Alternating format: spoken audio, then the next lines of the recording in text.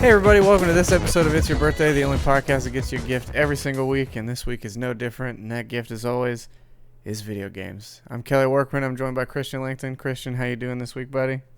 I'm doing good, man. I'm doing better than I guess some people at CD Projekt Red are right now, and the millions of people who are fucking very upset this week. Yeah, myself included. The funny thing is that like all the stories about people like taking time off, like I'm one of those people. Like, yeah. So same. I think there's so many people that are judgmental about that, but at the same time, it's like when you have like a career, like when you're working like 9 to 5, when you're like slamming fucking ass at the office all day, like, you know, to put it lightly, I don't know what that means, but I think you do know what it means. When you're hitting the grind, when you're just fucking like dropping it like it's hot, dude, when you're fucking like, you know, bringing that cake to work every day, like. Are you a porn star or a rapper? Like, what is your actual job? Because the way you're describing this doesn't make it seem like it's a hard day's work. It's going to be a mystery to everybody. I spend my days eating cake and slamming ass. And I just found some free time to play a video game. Like, God. It's hard, man. That's rough. It's hard. Yeah. No, I get it. So, like, I don't know. Like, I've always been that person. Like, when the Switch came out, I took, like, 4 days off because I was like, you know, I'm There's going to be a lot of updates, so I should probably take a few days off to get them all installed. Yeah, exactly. No, it was, like, 4 days of beating Breath of the Wild, like, nonstop. Like, I maybe got, fair. 8 hours of sleep that entire time. That's all right. I mean, that was maybe the last time video games were good. It's been a while, so that's cool that you got to experience it for that one at least. And I mean, I'm excited for Cyberpunk. It's like one of the only games. Like, I took a day off for Doom Eternal. Well, see, that's the problem with Cyberpunk's release is like, there's a bunch of other games that are coming out, but I don't care. Like, and it's not that I'm not like excited for those, but it's not this game. You know what I mean? Like, nothing is even remotely going to come close to this game.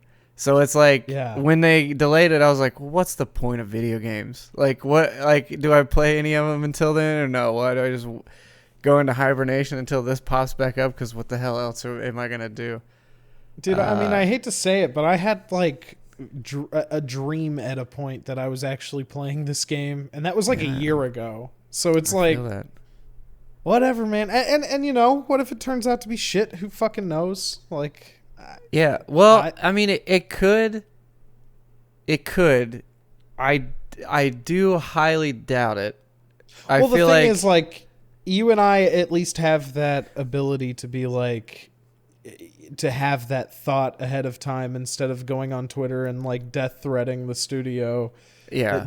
Well, I mean, I'm not that invested. I am invested, but not to the point where I'm going to, like, I get it. Like, it's not like they're, look, I'm sure they want the revenue. I'm sure they want to spend less time just doing this and getting to patch it and then move on to something else, you know, a new project, whatever, or other parts of the game or something like that. I'm sure they're not, like, chomping at the bit to keep doing this. So I imagine it's, you know, it's not by virtue of them like not wanting to move on to something else. I think it's just, you know, I mean, it seems like they're trying to make the best product possible. And I mean, they've never had a game with this much hype around it. It's rare that any company gets one that's like this. So I can also see the pressure building around them of this. I mean, it is a relatively, now mostly large, but still relatively small in the grand scope of things, studio from Poland, where, you know, their game development side is not giant over there either. So I mean, for them, they are obviously a AAA studio at this point, but they haven't always been either, and they don't make a lot of games either. So I mean, this is realistically like their fourth or fifth move out of the gate. Outside of, you know, like Gwent and, you know, some other smaller things. But yeah, as far as their mainliners, this is really their fourth game. So it's and their first game out of the Witcher's wheelhouse. So it's another, like, you know, there's a lot riding on it for them. So I understand why they want to take their time and make it as good as possible. Yeah, because I mean, even people that probably have never played The Witcher just heard about how well that game was received and are like, well, this seems more in line with what the stuff I like, so I'm going for this. Especially if 3D medieval action games don't do it for you, guns usually will. So that's another thing that I think is that they've got probably a different audience already outside of their already huge fan base. There is a whole slew of other folks that don't follow their work and just are looking for the next big shooter. So, yeah. Well, I'll say, yeah, I mean, realistically, too, outside of Doom, what have we got? Like, Rage was kind of a letdown. I enjoyed it, but it wasn't great, And then, I'd say BioShock Infinite maybe was like the most recent narrative-driven that was really well received, outside of maybe Titanfall 2. And those are all vastly different games. Where again, the multiplayer in Titanfall obviously was the draw, but as far as like shooters go, that's been pretty like by the numbers. So I think that's another sort of consideration too, is that we haven't had a wildly out there shooter in a long time. So maybe Deus Ex is kind of similar to this. I guess Prey 2 was pretty unique in its own right. I would say, yeah, when Mankind Divided was coming out, like that thing was pretty hyped, and then it came out and had a bunch of shit people didn't like in it, and like the actual Human Revolution, that one was actually like the biggest Deus Ex game as far as like fans liking the game, but that also had a very small install base at first, and then like that's grown considerably over time. Yeah. But yeah. Well, well, you know what? I guess Outer Worlds was really well received, and that was a narrative-driven shooter. So never mind. Maybe that's probably the most recent, I guess. Now that I think about it. Yeah. Which I guess Doom came out a little after. So. But not on the level of this. Like, I think that's what you're getting at. It's just like... no. Not on this scale. Like I said, I think really BioShock is probably the last one I can remember that was, like, very highly anticipated in the same regard. Speaking way back, I'll never forget the night Halo 2 came out. Like, I'll just never forget that night. Like, it was insane. I I played a lot of that game, but I really don't remember anything around it. I just remember getting it and playing a lot of it, but I don't remember anything else. I don't know, like me and my friends, like we would bring Xboxes to each other's houses and land them up and just play Halo all the time. And then when 2 was coming out, it was like at the time the most mind-blowing thing for me, at least. Like, dude, I remember I wasn't in the PC space that early, so I could, that was. I mean, I played a fair bit of stuff on PC at the time, but I remember, because in Kentucky especially, you couldn't really find like a cable anywhere for that kind of shit as easily. So like, I had the Xbox was set up in our computer room, and I remember using like a 14 or 13-inch CRT TV that I would play that game on in the office, which was like it felt like it was probably like maybe this big, but playing Halo 2 multiplayer on that thing just because that's where the router happened to be. But I played a lot of that game. But yeah, the story, I guess, because now I have it up. Yeah. So, they delayed it till December 10th. That's not news to anybody. If you're following this shit, you know it. A few days ago this happened anyway, yeah. I mean, as you recall, they went gold, but according to them in this, going gold doesn't necessarily mean your job is done. And I guess that means, like, it's playable, beatable to the very end. Like, you can do everything in the game, but they just want to make it even better. So they're taking that extra time to do that. And like I said before, you feel for the people who are working on this thing, because, they're probably feeling like they're right across the finish line, and then shit like this happens. And they all found out, like, apparently through this tweet. Like, very few people were in the know that this was going to happen in the company. Right. So, I mean, I guess at least, too, though, it still came out a good bit before that day, I suppose. And I feel like too that's something where they had to kind of get out in front of it because of consoles launching that day as well, or right next to it, just to sort of, I guess really to give the new consoles even less to play is maybe the thing, because they're both already kind of struggling for something to actually get on there. But yeah, I mean, I think it's in their best interest too to just kind of at least tone it down for people a little bit instead of them getting super excited for that. But it is a bummer if you're like, you know, buying a new console and then going, okay, I don't really have anything to play on it. And it's like, well, Cyberpunk's right around the corner. And then it's like, that's even farther around another corner, so maybe not. Yeah. But, you know. I like I said earlier, I had originally like tried to take some time off of this, but rescinded that and then just like pushed it a bit, which is fine. But like a lot of people don't have that privilege, and especially people working right now. Like businesses like across the scope of things are like getting really busy because, you know, things are ramping back up, unfortunately. Like I think everything's maybe a little too early, but it's just hard to find time to do all this shit. So I feel for people whenever they can't. What was it? France and Germany are doing another lockdown here really soon. They said they're going into their second one. For I think it's like 4 weeks or something. I think it's basically everything but schools is closing, or something like that. So they're about to hit their second one when they've been doing relatively well. So who knows, man? Cool times, crazy world, cool eats, hot treats. It's just I do want to bring this up too, real quick. So there were some games that were coming out in December that they ended up pushing back. There was this story from PC Gamer that I saw earlier. They were moving a bunch of games in December, so people didn't have to choose between two games. But it's not just Path of Exile. I think there were a couple more that announced that they were moving out. Oh, expansion. Okay, I was gonna say I thought that was a free game. Yeah.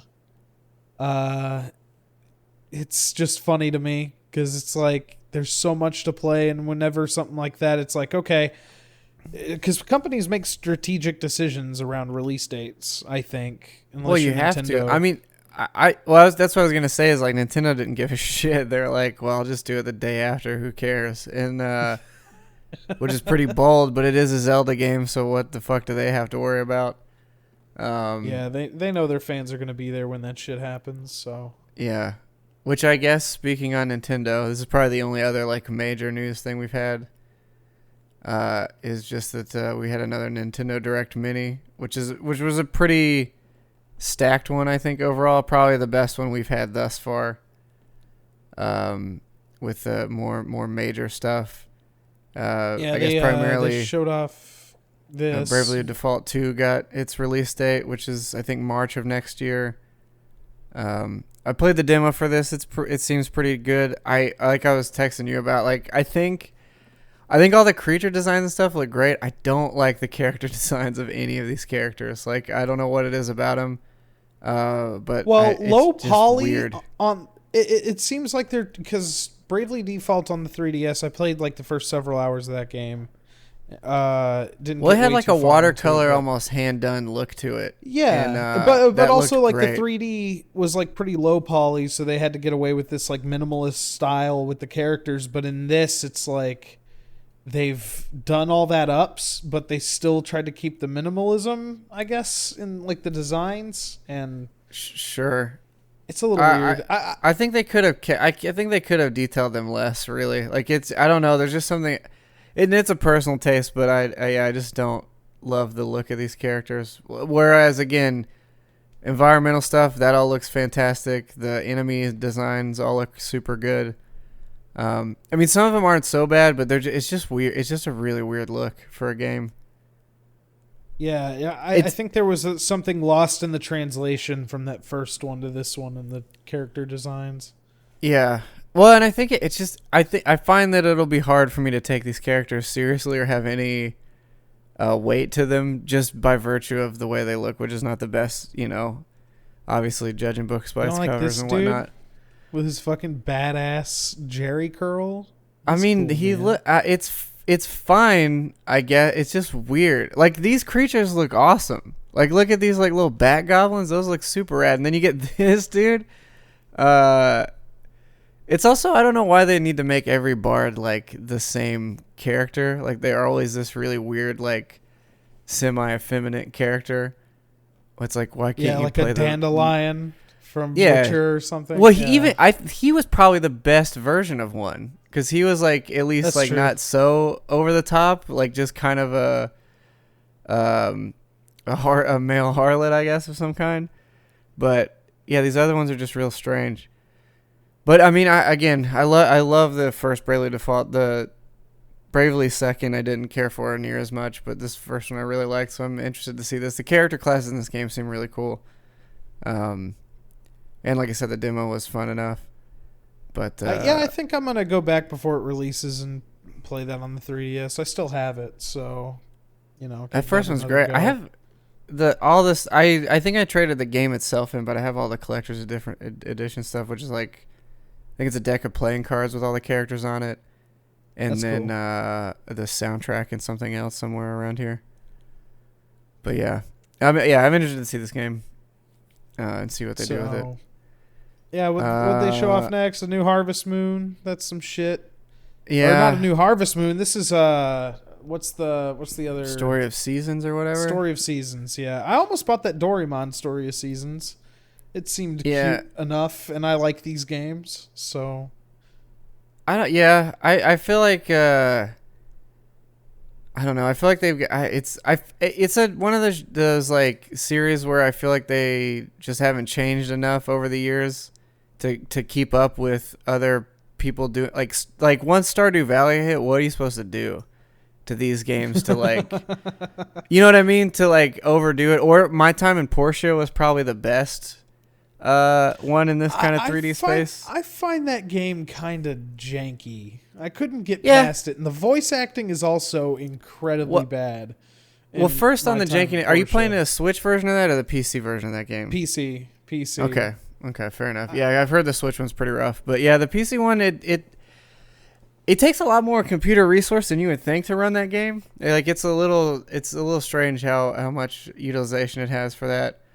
Yeah, It takes a little bit to get into, but I think that game's got a lot going for it. It also has been in early access for quite a long time too, so some of that stuff may have not been as polished when you got to it as it is now. I know Ooh, look Justin, at that's that. a game he's put like 700 plus hours into. You talking about that frame rate on that garden there? That frame rate, that was Yeah. ooh. Holy shit! Yeah. Where's that Switch Pro, dude? Bundle Yeah. that in. Fuck. I don't know. This game too. Like I don't know. Like these all look totally competent, but I've heard there's been a lot of like most of the Harvest Moon Well, stuff's been pretty hit or miss after that like one 3DS one that was really well received. Well, I'd say, like, from what I gather, the Story of Seasons games are like the original creators of Harvest Moon because they couldn't get the rights to the name Harvest Moon. And these are typically pretty good. Like, that Doraemon one was pretty well received. Sure. So, yeah. This I'm game's excited all right. to- I don't know. This is the weirdest thing is putting these RTS games on the Switch, because I just can't seem to think any of them run well or at the good fidelity, or that you would want to play Yeah. any of this stuff with like a controller. It's really I strange. didn't know about this game at all. This It's trailer been an from the Epic Switch made me exclusive. want it for PC. What's that? I said the trailer on the Switch presentation made me want to pick it up on PC. Yeah, it's So- okay. I mean, I have it on the Epic Store. One of those sales, it was down to like $5 with their discount or whatever, so I grabbed it then. It's a little.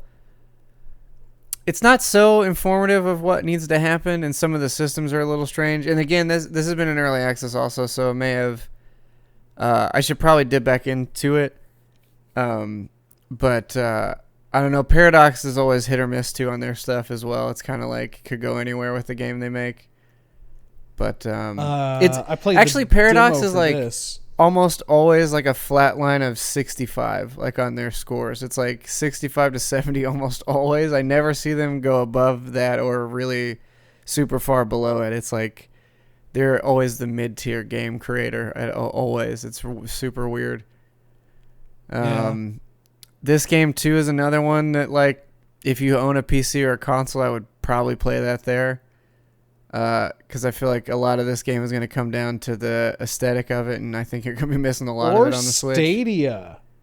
Play it on that. Yeah, like I said, so you're going to be wanting to play it on like a console, or a PC, probably like a major console or PC, like a respected platform of some kind. Well, I bit the bullet. I tried the demo that it was on because I wanted to try this game before I bought it, and that's the only demo they're releasing, I think. Yeah, which is fucking annoying. As someone who is now a Ubisoft Plus subscriber for the next month, I don't have the option for a demo there either, which I think is frustrating. So if you get Stadia, you can play it, but if you know what? Let me double check that, but I'm fairly certain it's not. There was actually a story that Ubisoft came out and said that for Stadia, if you're subscribed to the Ubisoft thing, that you can play your Stadia like library there. Like any game coming to that will be on the Stadia. Oh, interesting. Okay. Which, I mean, honestly, like Stadia is not a bad tech. Like it's actually pretty decent. It's not my preferred way to play a game, but if you're like in a, fuck, I don't know what situation you'd be in, but playing Phoenix Rising on it was fine. I didn't have any issues with it. Yeah. Yeah, it doesn't seem like there's any kind of demo. You can either get the regular edition or the $100 edition. It seems like the only options here on the storefront. Mm-hmm. Speaking of which, they're also doing. I saw it just because we're on Ubisoft, but they're doing a remaster of Prince of Persia. Yeah, which is like $40. And I thought the weirdest thing is a pre-order bonus to that game is you can get the original weapons character model and then a filter for the game that makes it look like the original game. So if you buy the game in advance for $40, you can play it effectively as if you already owned it beforehand, which I think is pretty weird as a pre-order bonus. Like, yeah, classic filter and then the original Prince outfit. Just give that, man. Like, why? What the fuck is a pre-order bonus for that? And also that too, like that there's weapon skins and character skins in the Prince of Persia remaster. That's, I don't know. Ubisoft is just a little all over the place with this stuff, I feel like. Yeah. But anywho. Phoenix Rising seems fine. Yeah. By the way, I had my fun with the demo, but I didn't like the humor at all. Like it had this weird, the humor. It had this weird like writing like that I couldn't really get behind. Like it just like Zeus and Dionysus are like fucking breaking through the fourth wall and shit. It's like really fucking odd. I've heard about that actually, that there's a lot of fourth wall breaking in that game for some reason. Like, and then somebody was also pointing, I think it might have been Abby Russell and Giant Bomb was mentioning that like if she is not a fan of any character that's immortal but decides to live their life as like a child. Like, I'm immortal but I want to be 14 forever. And you're like, that's pretty weird that you want to do that and then talk and act like an infant, which is strange. Which we've discussed that at length in another category, but I don't know. It seems like it's got a little more tood probably than I care for in a game, but that's kind of it's got Ubisoft a scene where like you come across a boss and he's like, oh, he's like a giant like cyclops. Oh no, wait, he's a horse. No, he's a chicken. No, he's 4 chickens. It's like, the fuck are we playing? Like, it's a kids game. I mean, it looks like they're marketing towards kids. Like, it seems like a children's game. I guess. I mean, that's how I looked at. I mean, when you look at the character design and all this stuff, it's like on Stadia. What's that? I said all the children are playing on Stadia. Yeah. Everyone. Mommy, can I get a Stadia for Christmas? Like a what? Those words have never been said. No, and they probably never will be, and that's just too bad. Because if any kid has access to the internet to stream all this stuff, then they already have learned that Stadia is a trash heap. Not a trash. I mean, it's, again, I'm sure it's fine, but there's just so many better options to play games natively that, I don't know. I mean, actually with that, because they'll bring it up in here, but playing Control on the Switch streamed pretty decent. Yeah. Like, I think they're pretty getting to that pretty next. Good. That kind of threw me for a loop. It was really strange. Yeah, I didn't expect anything like that. But Oh, again, it just this, makes it yeah. seem like they should partner with Microsoft and start doing xCloud on the Switch. Because, come on. They're bringing that Clay Bakugan. Wasn't this Studios. the top spinning game, or am I mistaken? No, Beyblade's a top spinning game. Beyblade, This is right. game I want to play. I've heard a lot about this game. It seems like it'd be Riftlands good is on the awesome. Switch. This game's fantastic. Yeah, dude, Cly makes really interesting stuff all the time, and this game is Yeah. no exception. Yeah, They I also did definitely this wanna really try rad this one. fucking thing where if you bought the early access version on Epic, they gave you the Steam key for free, which was fantastic. That's cool. Yeah, it is, Uh, and every company should do it since they're fucking sticking us in this weird Epic like limbo for a year at a time. Yeah. Speaking of city builders on Switch, this is Tropico 6. Another Looks one, like- I just can't imagine you wanting to do this. And again, these games are both fine, but why would you do this on the Switch? Like, I understand the appeal of a city builder on the go, but I can't imagine the experience it justifies it. Yeah, like I saw City Skylines on there, and I was like, yeah, No, dude, because that game already chugs on a pretty good computer. Like, Yeah. if you start building out pretty wild, the performance can get a little rough. By But the that was the way- thing is when I saw this, I was like, "There's no fucking way Hitman looks this good and is on the Switch. Nice fucking gag." And then when they were like, "Oh, it's a stream thing," I'm like, "Okay, maybe then." Yeah. Because this Hitman, what is it? Hitman 2 is a 150 gig PC game, so already I can't imagine they're condensing that into a proper. Because I think, what is the max card size they've used? Like 64 maybe or something? There was one game that came close. Oh, Witcher was like 40 something. It had to use a bigger card. Yeah. So already. But then, yeah, with that, they're showing control. And there's like I didn't get to play the performance version of this. I only got to play not the performance, the quality version. There's two options when you load it up. It's, you do want to play the performance or the quality. And I played the performance one just because I had assumed it would probably be, I'm on the Switch, so I have to lower my expectations always, I think. And yeah, so I tried that out, and it's like a 12-minute demo, I think, and then it cuts you out and says like, hey, you can buy it or whatever. I played it tonight too. I played it on the performance mode. A little bit, so like for 10 seconds on the quality mode, and like it ran like shit, dude. Like, was it really absolute- bad? It was pretty bad. It was pretty Sure. rough. But the performance seemed okay. Cloudy at times, but it wasn't like completely. It seemed totally unmanageable. playable. Like the thing I noticed the most delay or weirdness with was just shooting. Like, it almost seemed like the sound effect for the gun was delayed or something. Like, it was like a excuse me. That's a Yeah, good it seemed like the sound effect or something was delayed. It was really odd. But Yeah, if you hit like, the melee still- button, like she'll thrust, and then like a whole second later, you hear the thum, like Yeah. So Yeah. I will say though, with that, my router is not even a foot away from where the Switch is, so that may have helped in general. But as far as as far as the first outing of this technology for us anyway, seems like it could go somewhere. yeah. It doesn't seem bad by any means. But I'm also personally not a huge fan of just streaming a game in general. It just doesn't seem quite the way I'd want to do that. But I mean, yeah, if they get it there, it's a viable option, but not. I don't think it'll ever be anybody's first choice. yeah. Well, and I think it's and a the cool thing thing with to the fuck Switch around with specifically and- that's weird is like the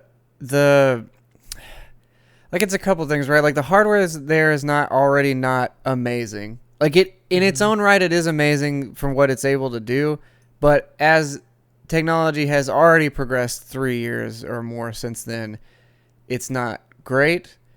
Also, like not having like proper utilized Bluetooth in the thing, also not great. So you can't really utilize that for anything, which would be nice. Like even just like streaming in just the sound or something else, whatever. And then again, the Wi-Fi in the thing also piss poor. So it's like and again, Nintendo's online service, generally speaking, not great. So all those combined, like I was pretty amazed it ran as well as it did. But that being said, it's definitely still not the preferred way you would want to play any of these games. Yeah. I think it is a really weird, again, not a bad idea, because if they're not planning on changing their hardware at all going forward, which I assume they have to be, but if they actually aren't, this is really the only avenue they have to keep up to pace with the games that are going to be coming, because it was already like underpowered given the older consoles. Now it's like severely underpowered given the other consoles. So it's hard. Like their first party stuff still runs relatively well.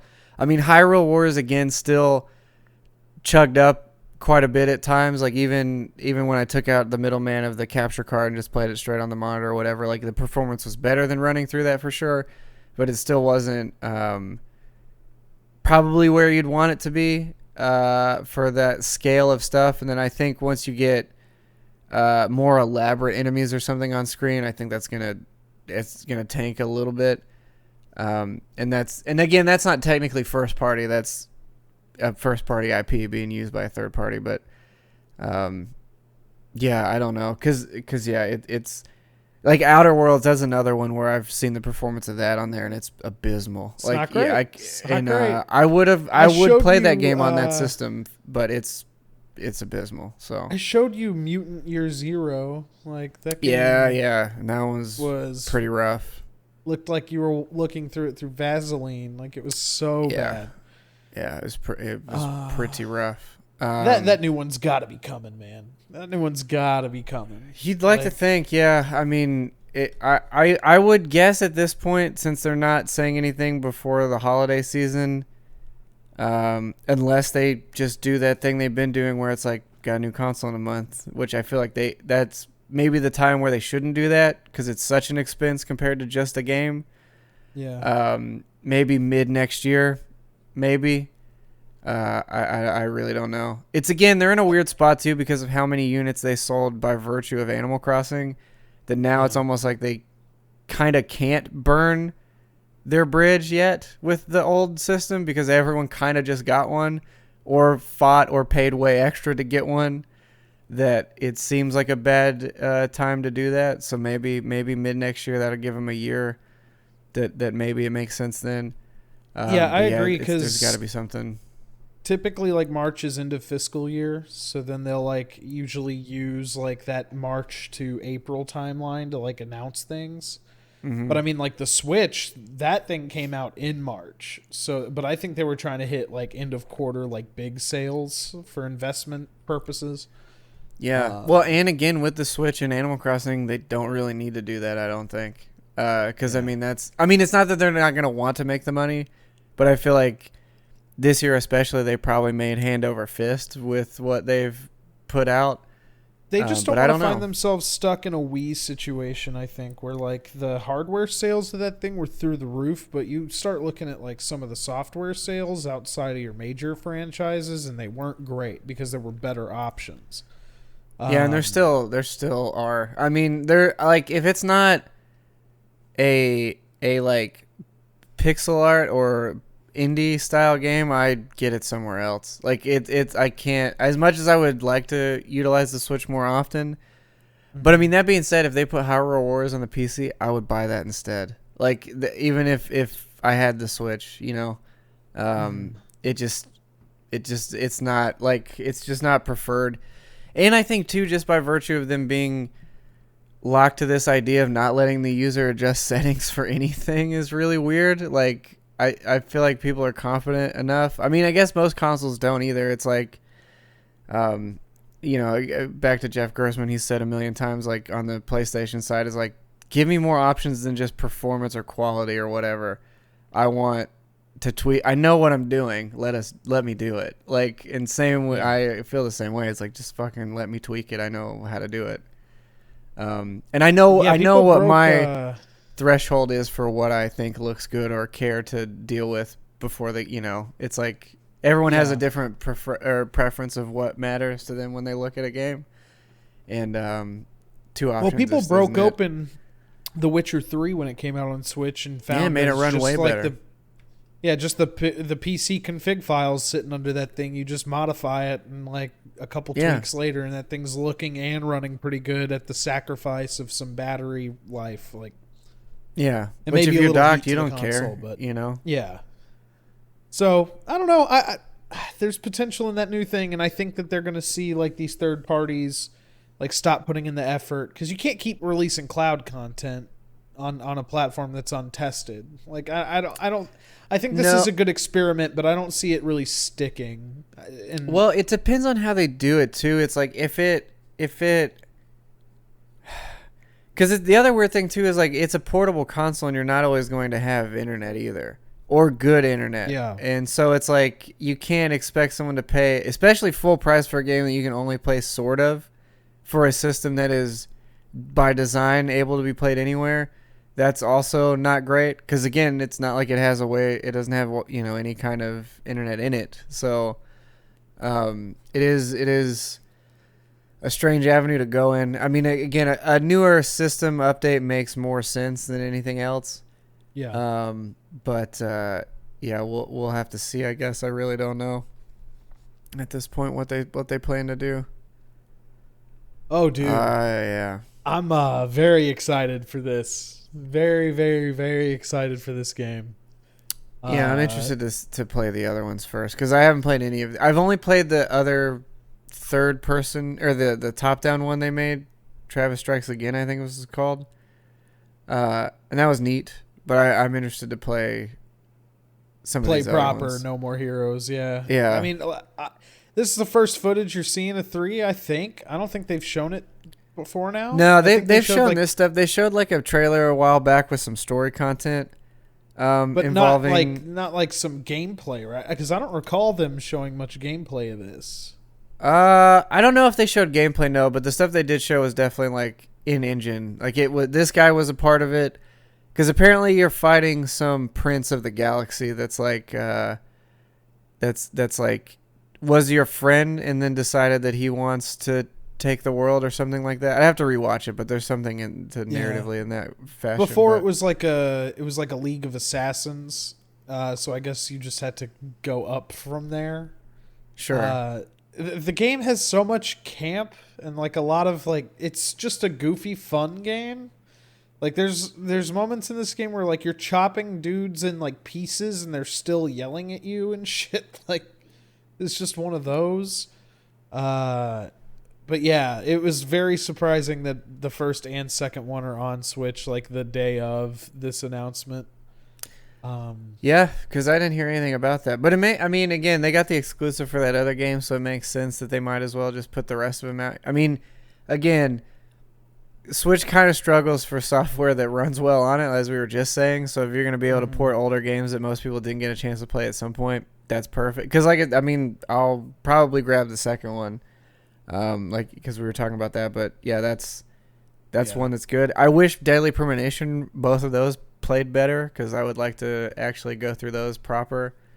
The first one runs pretty good in the missions, but not good in the open world. But that I think that was like par for the course for the other versions. The second one, there's no excuse. PC version of that game is all over the place too, though. Like it's just the game itself is not well put together. But yeah, the reason I say skip No More Heroes 1 for you people listening is that it has some weird open world stuff that isn't like utilized very well, and 2 just kind of skips over all that shit. Like you just like your mission after mission after mission. It's like a mission based game, but it's how long like a is very that game, fun do you one. think? I mean, it's got a lot of like mini game content, like side mission stuff. You're probably looking at like maybe 12 to 15 to finish the thing, like just without like if you're flying through it, I think. Yeah, okay. That was my guess, would be something. It seemed like a game of that style, I guess, or that amount of content, I guess. I don't know. Yeah, I'm looking for $20 to beat on it. Yeah, I was about right. Main story plus extras. So if you're just like kind of going through and doing some of the mini games, probably about 11 hours. Oh, okay. Uh, Yeah. but yeah, for like $17, I think it is right now. It's not a bad experience. It's pretty fun. I Sure. highly recommend it. Yeah, Suda51's a weird dude. I hope he just Yeah, I keeps like making most of his stuff though. I like Killer 7. I liked what I played of D4, and then I really liked the one where you're like an assassin. What was the name Trying of to that game? remember. You're like you ended up fighting like with the moon, or the king of the moon, I think is who you fought. That game was great. I can't remember the name of it though. You mentioned all the ones that I'm aware of. I don't think I've heard of that game. It's like damn, hold on, I'll see if I can. By the way, find this game's cute. It comes out. this game soon. looks awesome. This game's like $8. I wanna play this game. At first I was like and then as I started like seeing more of it, I was like, oh, I'm into this. This looks great. Yeah, it looks like a simple. And chances are it runs at 60 frames, which is a rarity on the Switch, so that's something I'm into. Killer is Dead is the name Oh, of that the one, game that one. I do have that. I played a little bit of it. Holy shit. I didn't get to Yeah, any that of game was though. fucking bananas too, though. But I like that game a lot. Yeah, I think I might try that one out again. I played it for probably an hour. It's not very long, I don't think, because I think I finished it maybe 4 or 5 hours. Oh, I got you. Yeah, it's not super long, but it was cool. I mean, it's like Devil May Cry style, so you can go back and do harder ones or whatever versions of it if you want. Mm-hmm. But yeah, I recommend that game. And then the last thing is them announcing a demo for this that was available Yeah, the same day. pretty good. Like I said, the performance is, about what you'd expect for a game with that many enemies and stuff on screen on a console. That is what it is. But I will say, in accordance to like other Dynasty Warrior style games or Warriors of Orochi or whatever, it I think by virtue of like every character being able to use stasis, and then you can also find items that you can utilize, like those the like fire, lightning, and ice imps and all that stuff. They'll drop like rods that you can then use. So like the combo system mixed with like the character diversity mixed with like the stasis thing makes it feel pretty like fresh all the time. And then there's like a good dodge mechanic, and then you have like the perfect dodge to flurry, and then your final strike, and then like armor break and all that stuff. And then what they're showing here is like, which I didn't even consider, is the addition of actually being able to use the I don't know what they're called, behemoths, I guess, Guardians, or legends. Yeah. Guardians. Or not Guardians. Fuck. They're the. Oh God. They had a name. Yeah. Goliath, maybe? I don't know. Yeah, there you go. It'll dawn on me in a second. But that seems cool. There's a lot of like all the progress from the demo transfers over, so that you can just play whatever. I think I'm tempted to probably go back and do a few more battles over again, just to level up some characters a bit more, to kind of overstack for when it comes out, I guess. But Who do they give you in the demo? so you have Link, Zelda, and then that character, I can't remember her name. But mostly Link and that girl, and then Zelda comes in the second mission, so you can use her a bit. There's also a few bonus missions. There's like one where you utilize Link's bombs and stuff, because that's the other thing, is Link can use the bow and the bombs and everything else too, like just whenever, which is kind of neat. The bombs have a cooldown because it's still technically like a Sheikah thing. And then Zelda uses all Sheikah abilities, so she'll summon like 4 or 5 ice blocks at a time and do some gravity. Like her moveset's really weird, just because what would it be otherwise? So it's kind of strange. And then the other, the like ninja girl kind of deal, she does like, you do this thing where you collect an essence that you depict, and then you make a clone army of yourself up to like 8 or so creatures. So then you're fighting like this, you're like a long line of characters fighting a group, which is kind of neat. Yeah. But oh yeah, and then it also has like you can unlock the blacksmith and then the storefronts and all that stuff, so you can feed weapons to your weapon to make them better already, and then you can also do one or two of the cooking missions, I think, and then some of the smaller missions are just like giving items to things that you've got to unlock, like certain like buffs with each character, or like add different a combo sets. Like it'll be like add an extra attack to this and some other stuff. So it seems cool. Like it seems like it's going to be a pretty girthy game all around. So I'm excited to play some more of it. I think it's cool they gave everybody a demo of it though, realistically. Which, considering they did that for this and for Pikmin, I feel like going forward they're probably going to keep doing this, which I think is a pretty good strategy of just going, hey, play the first hour or two, keep your save, and then buy it if you want, because why not? Yeah. You know?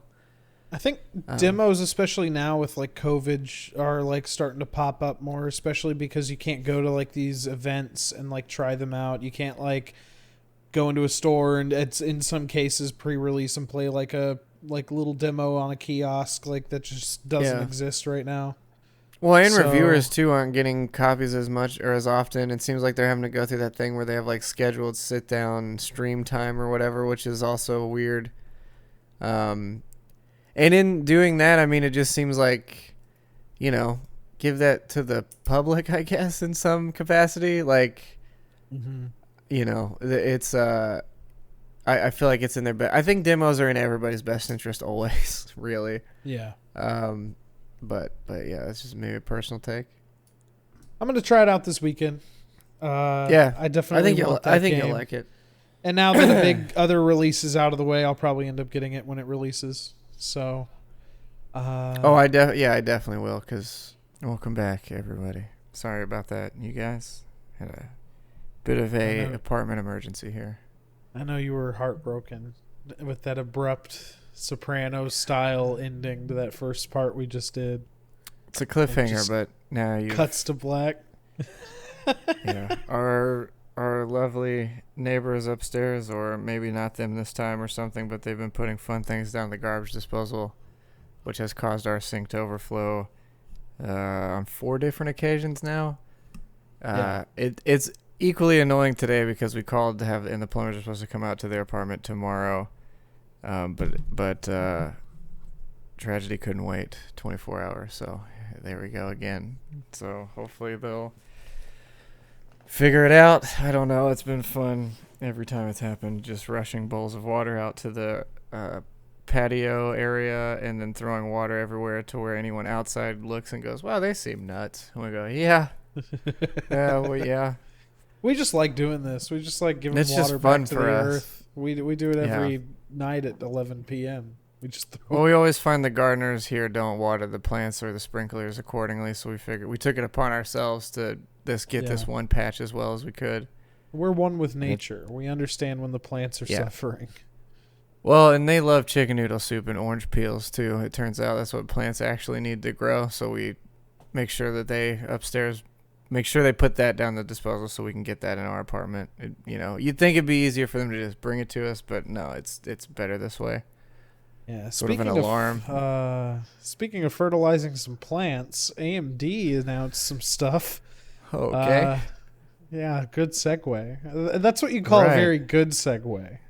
Yeah, that's what that was. Sure. Sort of watering the earth with graphics, I guess. I don't quite know. They announced some stuff. Apparently, it's going to be competitive with some of the 3080. Like here's some benchmarks that they put out, and it's good on them. Like honestly, they could have like cheesed these up and been like, oh yeah, like we're just going to show the ones that we've beat them at. But they've actually like got a pretty honest display here of what works better and doesn't. Yeah, and luckily it's only going to run at 30 degrees hotter than any NVIDIA card ever could. So that's, if you want to cook something in your system, you have that option now as well. Yeah, so the other thing, like traditionally with AMD cards, like aside from temperature, is just like the software. Like it's always been Yeah. terrible. Like the drivers, like their catalyst control center. Like I used to do AMD for a while, like up until the 9 series cards, like the Mm-hmm. 970, I think I had. Uh, yeah, like up until that point, I just like was using AMD cards, and I always had issues with them. Sure. So I hope they're gonna figure it out. But they don't really have like an answer to like the dynamic subsampling or super sampling that Nvidia has. They also don't have any answer to ray tracing really. Like their whole Yeah. presentation, they didn't even talk about it. Um, Right. I also can't. I don't know. Spending $1,000 on an AMD card just for some reason doesn't hit me right. Like it doesn't seem like spending it on an Nvidia card is any better either. But something about AMD has always felt like the budget out. You know, it's never felt like the powerhouse that you're paying for. You know. well, I guess people said the same thing about like when they were coming up with Ryzen. Like it's like who's gonna beat Intel at this? And I mean, they have a very good answer to Intel. I know you had personal problems with running Ryzen, but Sure. like across the board with an optimal like build, like we're you know with new BIOS updates and stuff, like they've really refined Ryzen as a platform. So I hope they Yeah. Well, find I should know luck too. I was here. like a first adopter of it. It just happened to line up when I was building a new PC at the time. The Ryzen had just came out, so I was like, "Well, I'll give this a try," and it did not work out well. Yeah, But that is again, it was at the very beginning of their launch, so I can't fully hold them accountable for that. yeah. I mean, I'm Um, running a but 3900X, so the price points on these are very competitive. Like their answer to the 3090 performance wise and benchmarks wise is very comparable yeah, to that. So and that one's gonna be 999, which is like pretty fucking good compared. Like if you're at least looking for that similar workstation style like beefy card, like yeah, the temp software, whatever, those might be an issue. But if they can figure that out, like those issues that they've had along the way and compatibility problems, then yeah. they The got temperature thing, I wonder because it's felt like that's the issue they've had always, and I don't know why they don't put more of a focus on it or something. yeah, Like I maybe maybe it hasn't caused enough issue, but they're always like hotter, way hotter. Like it's crazy because a lot of them are using like, you know, it's the triple fan design that you see almost everywhere. So it's like crazy mm, that they can't for whatever reason mitigate heat somewhere. So I just don't know, you know, what is happening that makes the chips they use so hot. Um, but yeah, I don't know. I mean, the power draw on them seems pretty reasonable too. But that's another thing. Is like, well, again, I don't know why they get so fucking hot. But yeah, who knows? dude, to be honest, like it seems like their stock is going to be a little better because the manufacturing process, like the nanometer, like silicon providers that they use are like more reliable. And also I think people are still weary on AMD, so like maybe people won't adopt it right away. But with the like Nvidia RTX cards being sold out everywhere, it's like when are you going to get your hands Yeah, on one? So that might push I don't for know like though. But force people's hands. I mean, to some extent. But I still feel like if you're gonna spend that type of money, you're just gonna wait. I would think. Like, I can't imagine you would take the risk at that high of a price point to just go, you know, here's this thing. Especially too if you have any interest in ray tracing or any of that other stuff that's supposed to be the big, you know, Yeah. push here. Um, Well, I really need then to. I know you know, Linus came out with a video. I need some like digital extremes and some other people like to get their hands on it and kind of really put it through its paces. yeah, Uh, but yeah, we'll see. yeah. And again, I'm just saying Tim's based on other stuff. I haven't seen anything really involving this one. Just some like It's their track 4K record. numbers. Like all you can really go off of is like what they've done in the past. Yeah, And I can only go off of everything else, and it's always just that's always been the biggest issue to me is that, and I don't like anything that's generating more heat in a PC because then it's just room temperatures go up and then all your components heat up more. It's like nothing about that is appealing to me. Yeah. So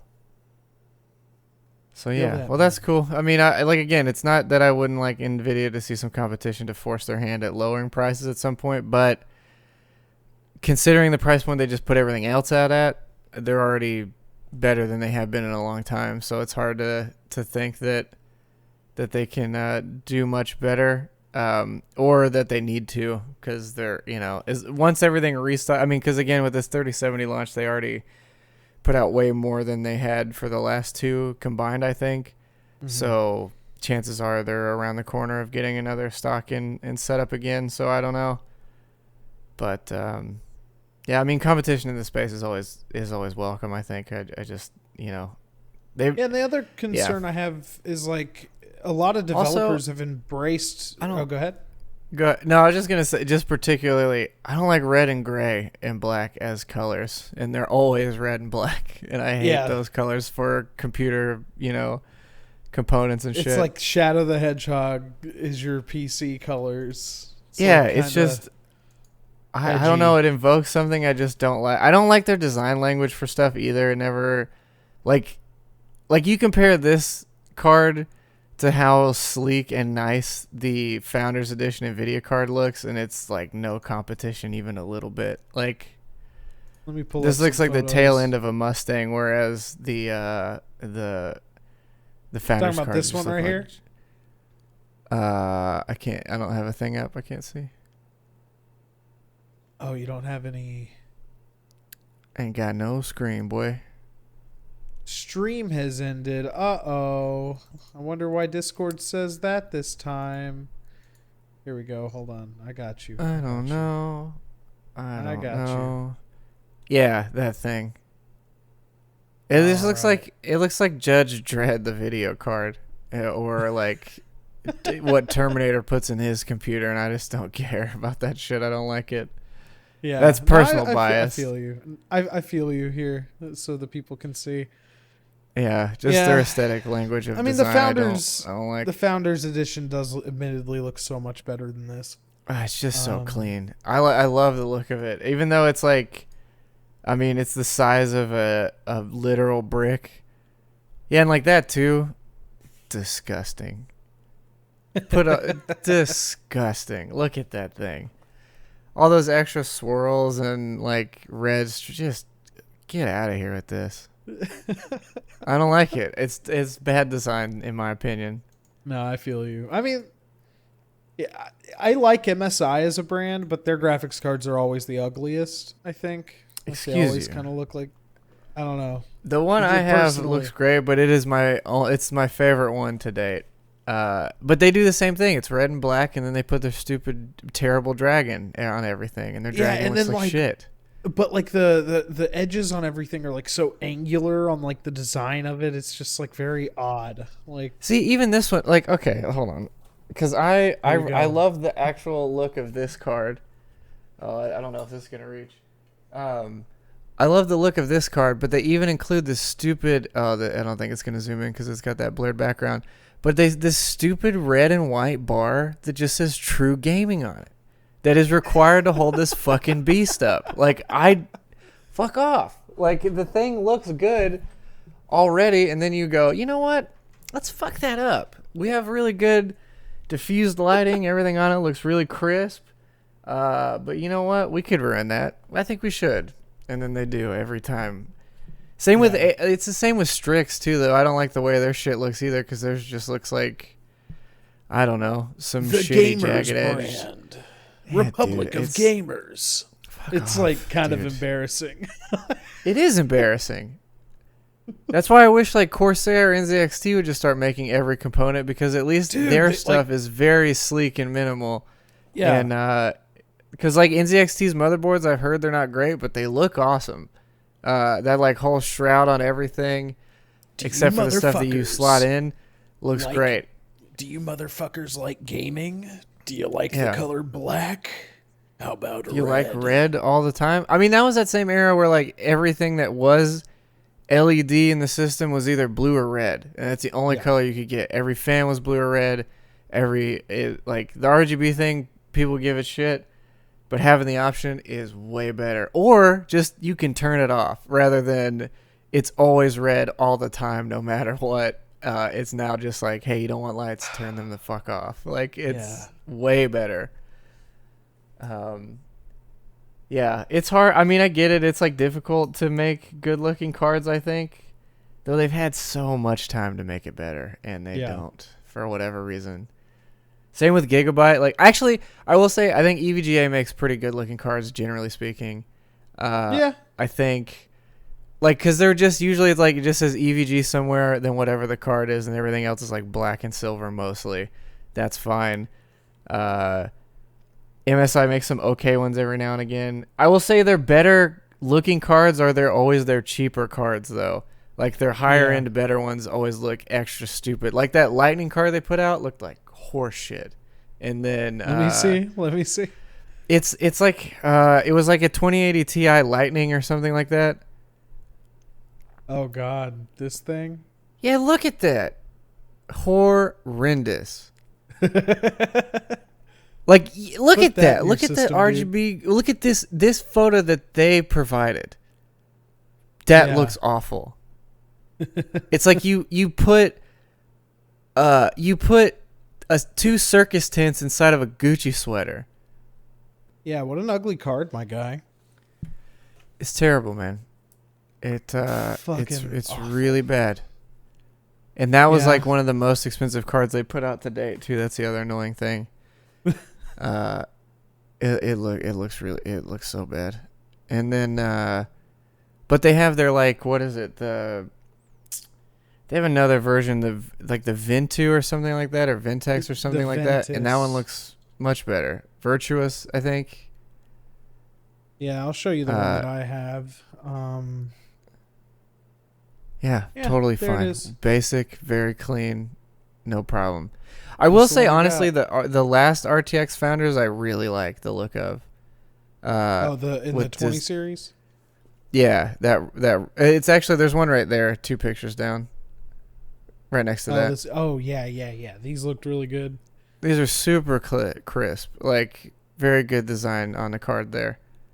And that's the other thing too with NVIDIA is like I guess they have the option because they don't make anything else. It's like we just make this graphics card and that's pretty much it. And then I guess their in-home streamer or whatever you call that, I can't remember, but yeah, graphics card companies, man, they gotta get some better options. And I guess maybe most people that care enough are gonna do the water cooling route anyway, to where they're gonna strip all that shit off. But even still, that's not everybody. Make a better looking card. You've got the resources. Yeah. Well, hey, I have a question for you. Just by the way, do you love Google? No. You don't love Google? Well, do you want to filter all of your traffic through Google? I don't. I thought this was the weirdest thing to be seen by eyes today. Was just like my sync was throwing up on us, and I still thought this was weirder than that. Like I just it seems so counterintuitive to have Google as your VPN, whereas it's like asking Facebook to be your VPN. Like it just seems really strange and counterintuitive to the idea of a VPN. Yeah, because like somebody out there's getting your packets. Like if you're doing a VPN, but it's who you trust. It's like a reputable trust that you have to have with some company out there. But the thing about Google is that I think they're a pretty innovative and decent company, but also like I can see. Well, as long as whatever they make goes well for everyone. If it doesn't, they're out of there. It's like it never happened. They're smoke and mirrors with their shit sometimes. They're like, what are you talking? Like I'm surprised by now Stadia hasn't just turned around and they go, what is a Stadia? And it's like, you guys made a gaming streaming service. And they're like, did we? Nah, I don't think that was us. Are you sure? Like you're not talking about that Amazon thing? Like I don't. You're talking about the Amazon Luna thing? Yeah, I don't think that's gonna go well. I don't know. I mean, that's just me Google talking. I don't know anything about that space. We've never been there, but yeah, Google Stadium. Like, what did you say? Google's Stadium? I don't think. Do we own a football stadium anywhere? We probably do. I don't know, but we've never done game streaming. I know that for sure. I It's like mean, this this controller has is- your logo on it. I'm like, wow, that's a good 3D print, huh? Yeah. It's just pretty bizarre. I guess if you trust Google, if you're in their ecosystem and they already know all about you anyway, which I pretty much am, then it's like no harm, no foul. But at the same time, good luck. Like, you know what people use VPN primarily for? Like, come on, like, Watching The Office in Japanese. yeah, they're doing whatever, like In streaming, piracy, like that kind of stuff. So like, Piracy. What's that? having everything go through Google is not going to do very good for you if you're in I- those spaces. So It just, yeah, it doesn't seem like I can't imagine there's people using it for just watching The Office in different languages. Though I would love to see the Japanese Office, just point of reference. I think that would be hilarious. and this I would shit had actually me love to looking see the Hispanic Office too. I think that would be awesome if that exists. I'd love to see that. I actually I wonder, that thing must have been at least redubbed in like 10 different languages. I wonder if like I think it Russian is was. one I of them. think it's been recasted in different languages. I don't think it's just been redone. Like, Oh, like they made their Yeah, own yeah. version. yeah. As far as shit. I understand it, and I could be wrong, but I'm fairly certain that every country has a different office. We got to look into I that. think. But yeah, it had me looking at the Google One plans, and as you can see, I'm in the 100 gig plan. That 200 gig plan isn't too far off. That's $1 more for 100 more gigs. That's not bad. I might That's get in not on bad. that business. Are you looking up Mexican The Office? Yeah, I'm just trying to see if I'm correct on this. I don't know that I am, but because now it's just giving me the way offices work in different. It's hard because the hold on. Mexican version. This may take too long. Yeah, I know what you mean though. Like most cultures are gonna kind of play off of what's popular in like other places. Because I mean, the American Office is a play off that. I mean, It says India was the latest country to get its own version of Ricky Gervais's The Office.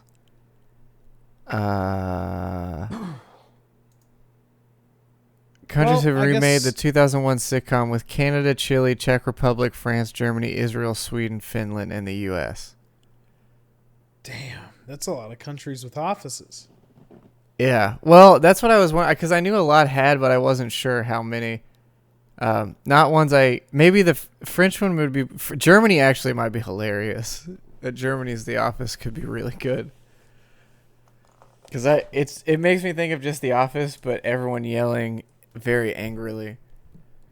Anywho, though, this is totally besides the point. We're just gonna watch a yeah. little bit of this and talk about it. This is kind of news. Well, I mean, it is news. The PS5's It's out news. there. People are playing. Yeah, a lot of a lot of news outlets got theirs, I guess, rather we'd say, ahead of time. And the PlayStation 5 is very big. It's the largest console to date. It's like about as massive as you could get as far as a console goes. I think when Jeff was holding his up, he said it was like 2 venti drinks high, which is like their largest. So basically, like 2 of these stacked on top, and then about another half of one. So pretty big. And then the Xbox Xbox Series X Black Box Edition, the fat one. Also pretty heavy, I guess, as far as that goes. And then he was also showing off the slim Xbox S, Series S. Whatever that the thing fuck looks like a they're calling it. lunchbox. Like it's tiny. Yeah, it's super tiny. Like it's really, really small. Like impressively small. Especially for the specs not being that far off of what the base one is. Yeah. The weirdest thing with the PlayStation though is it's 825 gigs. It's not a terabyte. Now I'm assuming, I guess I'm hoping really that accounts for their system software being on there already. Because if it doesn't, that really sucks. Because that Astro's means that puts Playroom that. also comes installed on it. I wonder if you can remove it. I would assume you could. Yeah, not everybody's gonna want that on there. I Um, mean, I'm sure they want to try it, but after that, I don't think they're gonna want that on there. yeah, But because yeah, I apparently this game does that haptic feedback stuff very good, like the DualSense yeah. controller they're calling it. They were saying, Uh, from what I've been seeing places, it's sort of like actualized version of how Nintendo bragged about HD Rumble in their controllers. Like basically them saying like this is what it you thought it would probably feel like when they talked about it now being realized. And because they were saying like again when Jeff and them were opening theirs, they were mentioning like whenever the sandy wind was blowing at them, they're like, I don't know how this feels gritty in my hand, but the controller feels gritty. Like somehow just being able to mimic a lot of stuff like that. But it's that same thing with everything gimmicky on any console. It's like, are developers going to do this? Are they Yeah. going to utilize it? And especially, are they going to utilize it outside of their first party stuff? Because I'm sure contractually their first party stuff has to use it in some capacity, whereas third parties don't. And if you're making 3 to 4 versions of a game, do you really want to spend the extra time to do it for them? Probably not, but who knows? And I like this yeah, stuff but too. I heard about. oh yeah, like, this stuff seems great. Like I would I mean, because I've got one of those in my closet.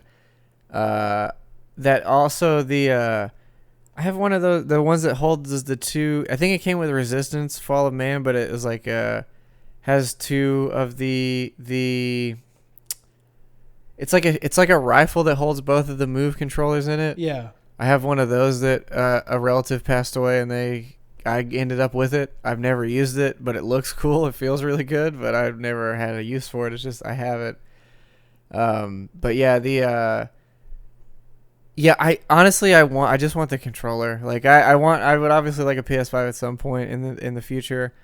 But I would really just like to see how quickly they can get it working on a PC and then just use the controller for that. Obviously, I'm going to miss out on all the haptic stuff anyway, but irregardless, I like the PS4 controller in general, so I'd like to use that on a PC at some point. Yeah. But we'll I see. think I'm like interested in the PS5. I may not like early adopt it.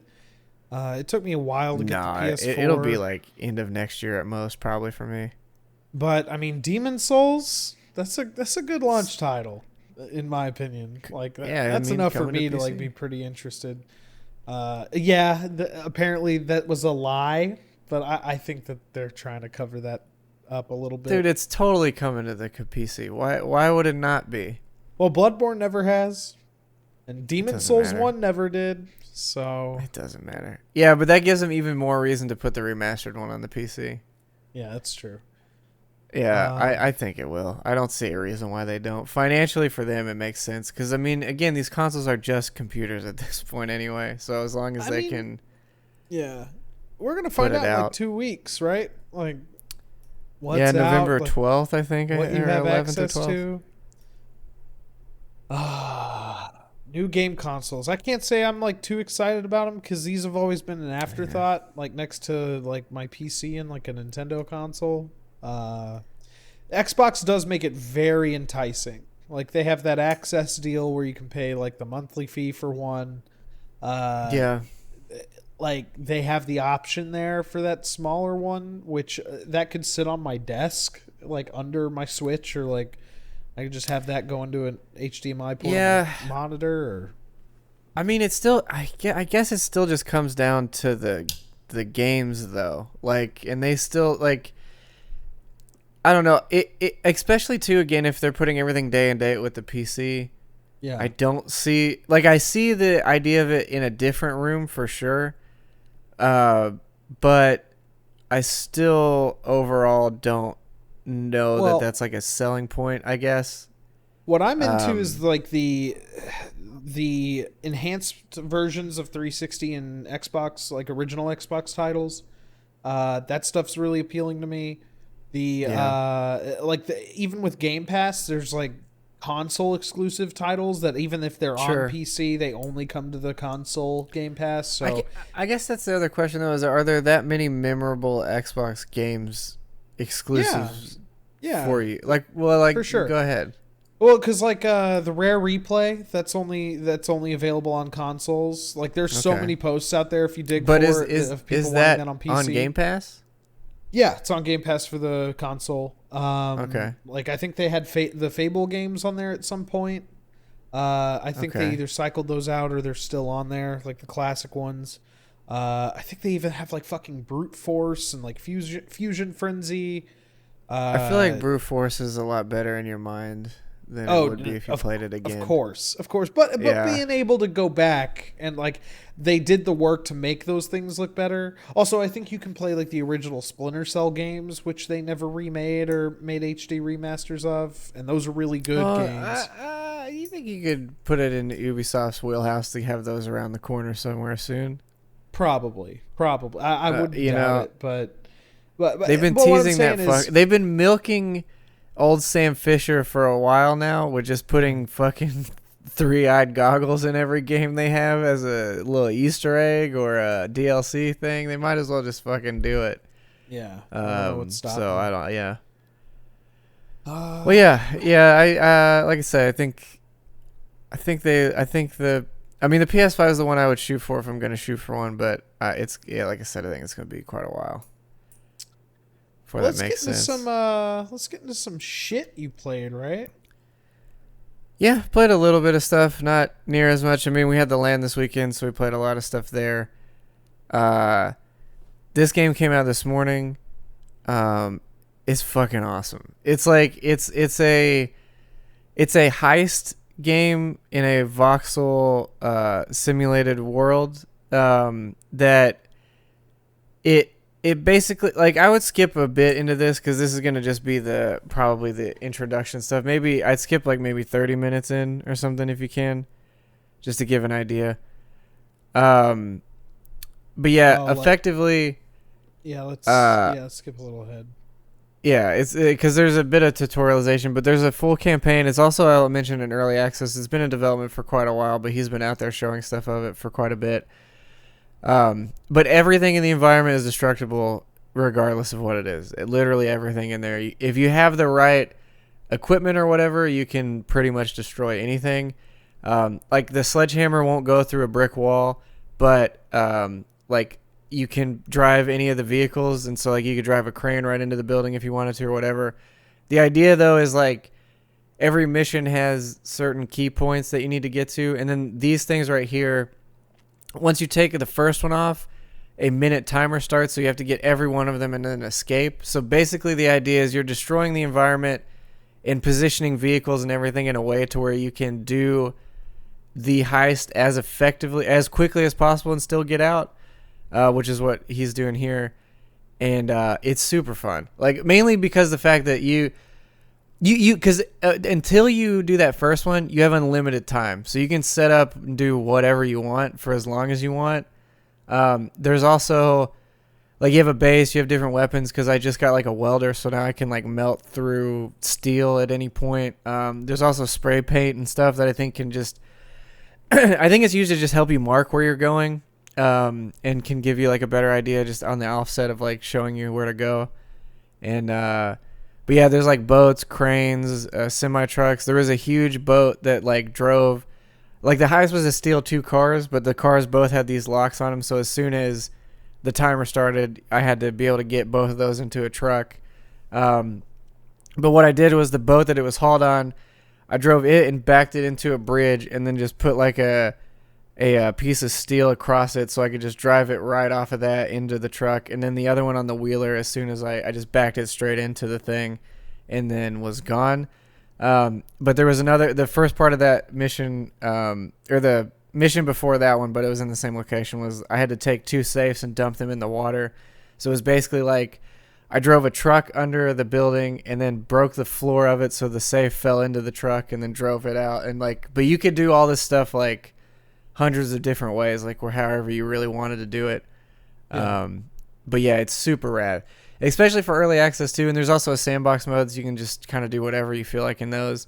But the mission stuff seems pretty robust, and I'm really excited to see where this goes. This game's really cool. Like it's a super cool proof of concept, if nothing else. But I assume once more of the. It also looks really nice, like for being completely voxel stuff, and all the vehicles control really well and differently. The sound design's really good. Like you even hear like the really good thud of a shift, like in a truck and some other stuff. Like it's really well put out. That too, like he just pulled out the map, but the map is just pulling the camera out to the whole area, but you can still see it exactly as it is. Yeah, I think once this guy keeps adding to it, because I think it's only a single dude, and then I think also once he opens up workshop stuff for people to do their own shit, man, this is gonna be fun. Because like it's already really really good. How cool would VR be in this? That would be pretty fucking cool. It would be really hard for it, to be honest, because like all this stuff would be great, but that last minute timer to do everything would be pretty rough. Like just based on movement stuff. But again, I'm not saying it's out of the wheelhouse of possibility, because I for sure see it being a possibility. The only other thing, it runs really really well, but I could see performance being an issue in VR because everything has gravity to it. Like I mean, like I said, you can destroy literally every single piece of this environment and it doesn't disappear. It like turns to rubble or does something else. So like everything in there is simulated in some way. So I could see performance being potentially a hang up in there. Yeah, so that's the part I was talking about with this safe. He's taking a crane hauler to do it, but I took that truck right behind him and just threw that shit out of the bed and then did that and then dumped it over the side there into the ocean. But yeah, it's a cool. There's another part where I had to destroy a boathouse, and I was like, oh, I'm just going to drive a truck into it. But as soon as I drove too quickly onto the wood of the dock, the truck just went straight through it, so that I had to like get out. And then I ended up taking a boat and just driving it straight through the boathouse and destroying all of it, which was fun. But it gives you so many options to do everything, and there's really no direction. It's just sort of like you have to get these things in this amount of time. That's all. You can set up and do however you feel like you can do that. But this is the only restriction, and it's a simple premise, but fuck, it's cool. And I think it's $20, but fantastic. That seems like fantastic a good price game for that. Yeah. Oh yeah, especially again with it being early access and he's held off putting it out for a long time because he wanted the polish there before he did anything. And the campaign seems like pretty fully fleshed out already too. I don't know exactly how much of it is there. I played a good like 2 hours or so of it this morning. But yeah, I'm itching to get into some more of it. It seems really cool. And like again, it just seems like a really rad platform to just kind of add a bunch of crazy shit if you want. So yeah, I'll good check game. it out. Very good video game. So what do you want to talk about next? I could just briefly mention I was playing through the Outer Worlds again. Now that it came to Steam, I had some credits, so I ended up picking that up because it was down. I think actually I picked it up on Humble because it was down to $22, which was really good. Yeah. I own it on, obviously have it on Game Pass, but which I think it'll be there forever, but I don't know if I'm always going to pay for Game Pass because I've realized like every game on Game Pass I've actually spent a lot of time in, I already own, like Drake's Hollow and Grounded and Forza and everything else. So I don't know how long I'm going to stick with it as much as I like the platform, especially now that it's went up in price.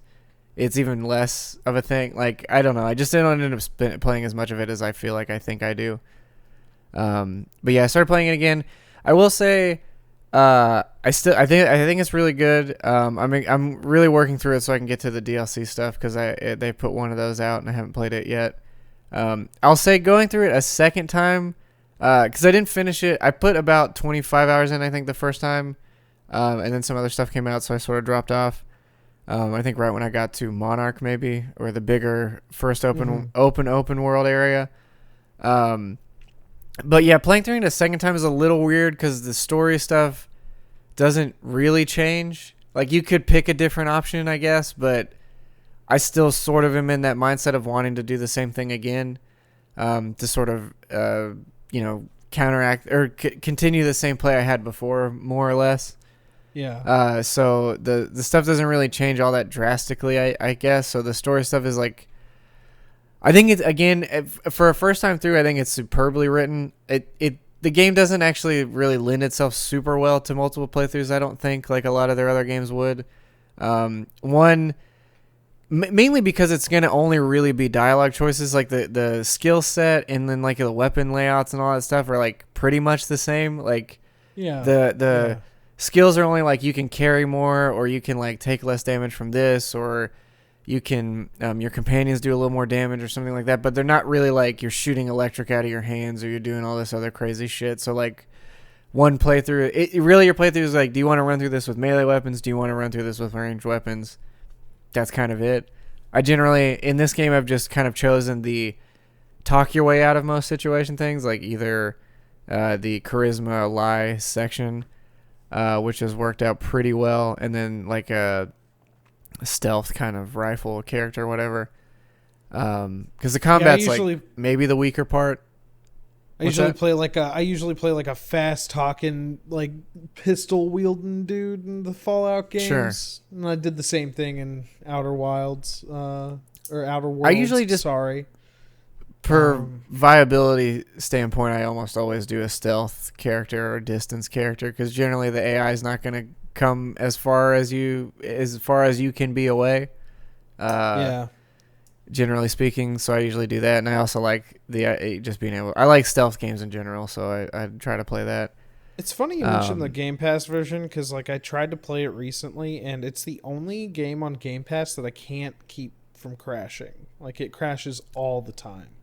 Yeah, I was gonna say the Steam version seems like way better for some reason. Like it looks better, I guess. I don't know if they've done something, but like I booted one up at the LAN, and then booted this one up when I got back home.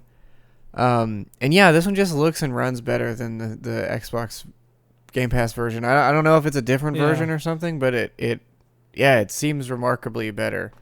I couldn't tell you why, but yeah, I don't know. Yeah, and then I guess I'll briefly talk, because we played a shit ton of Swords at the LAN, or Mordhau more specifically. This game like finally clicked for me. Like we've played it every LAN a little bit, but like I finally got a handle on it, and I was tearing ass apart, and it felt great. Like dude, it was so fucking frustrating. You are so fucking frustrating to play against. I was crushing it, dog. I can't help it. Like I was like I said, I've played this game and been so frustrated with it so many times, but for having it finally, like I finally got to understand how it all comes together, and man, is it fun when you're nailing it. Like I think it's fun in general, but like again, I still won't dare to really go online all that much. Like I don't think I'll probably play it much until the next LAN that we have. Yeah. But this game is really well served with a group of people that you know. I think it makes it like just ridiculous, and you can kind of set your own guidelines and some other shit, whereas I don't know. It's well, we threw all the rules off the table once we started backstabbing each other. Like we were trying to be gentlemanly at first. Well, y'all were. I was the one being an asshole. I play as this little dude that you called like the medieval Ronald McDonald, because I'm like. Well, yeah, you were guy. Like red and yellow, and like you looked like Tingle from fucking Zelda, just running around with a lute, and I was like, you're just the fucking medieval mascot from McDonald's, and so much fun. I still got a few good hits. I wield a lute. No. I mean, everybody had their moments where they were really coming in, and it's fun. Like Kent and I especially, we had this thing where we kept getting teamed up where it was him and I versus like 3 people, but we were just we were slaughtering for whatever reason. I don't know what it was, but the combination, probably because Kent's played it the longest, and I was really like getting the groove of it. And I was, but there was this point where around a lot of the time. Yeah, like, well, yeah. And there was this point where like Kent and I were just killing the other 3 people, and then we would just immediately turn and start fighting each other. And then as soon as someone would come up, we would just cut them down, and then come back and start fighting. It was obviously, this is not as funny if you weren't there, but fucking for us, it was so fucking funny to just so like drunkenly fight your teammate in the street as until someone else ran up and tried to interrupt your lover's quarrel. It was great. It's just it's so goofy for how grim and gruesome this game is. It's really silly. But man, I thought about that while I was playing it. I was like, if people did this shit, they really went out there and like were cutting people in fucking half and doing some shit. Like, go to war now, buddy. Like, yeah, it's a way different experience. I think things change quite a bit when you have a gun as opposed to just a sword. Like the idea of skill is sort of, not that it's not difficult to shoot a gun, but hand to hand combat like this. More humane. like, Yeah, it kind looking of at does. it. Yeah, it just seems quicker. You're just like, all right, you're out, rather than Yeah. like, all right, now bleed out while screaming on this field with also an arrow in you somewhere, and the potential of being also trampled by a horse or some other shit because you're just laying there now. Yeah, fuck. God damn, dude.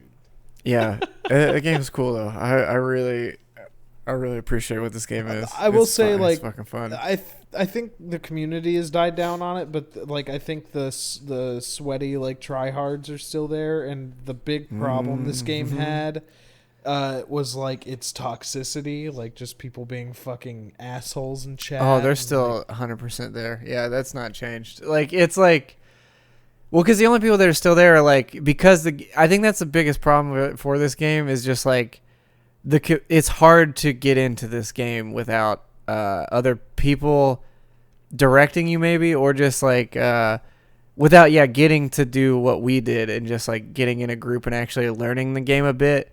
Because if you're just fighting random people that have been playing this game for a long time, you're fucked. Like they're so good at this that it's ridiculous. But yeah, so moving forward, Rogue Legacy 2 had its first big update since launch. It added 3 new classes, which are all pretty fun to play. That Valkyrie that they just showed with the long spear, I think, has been my favorite one so far.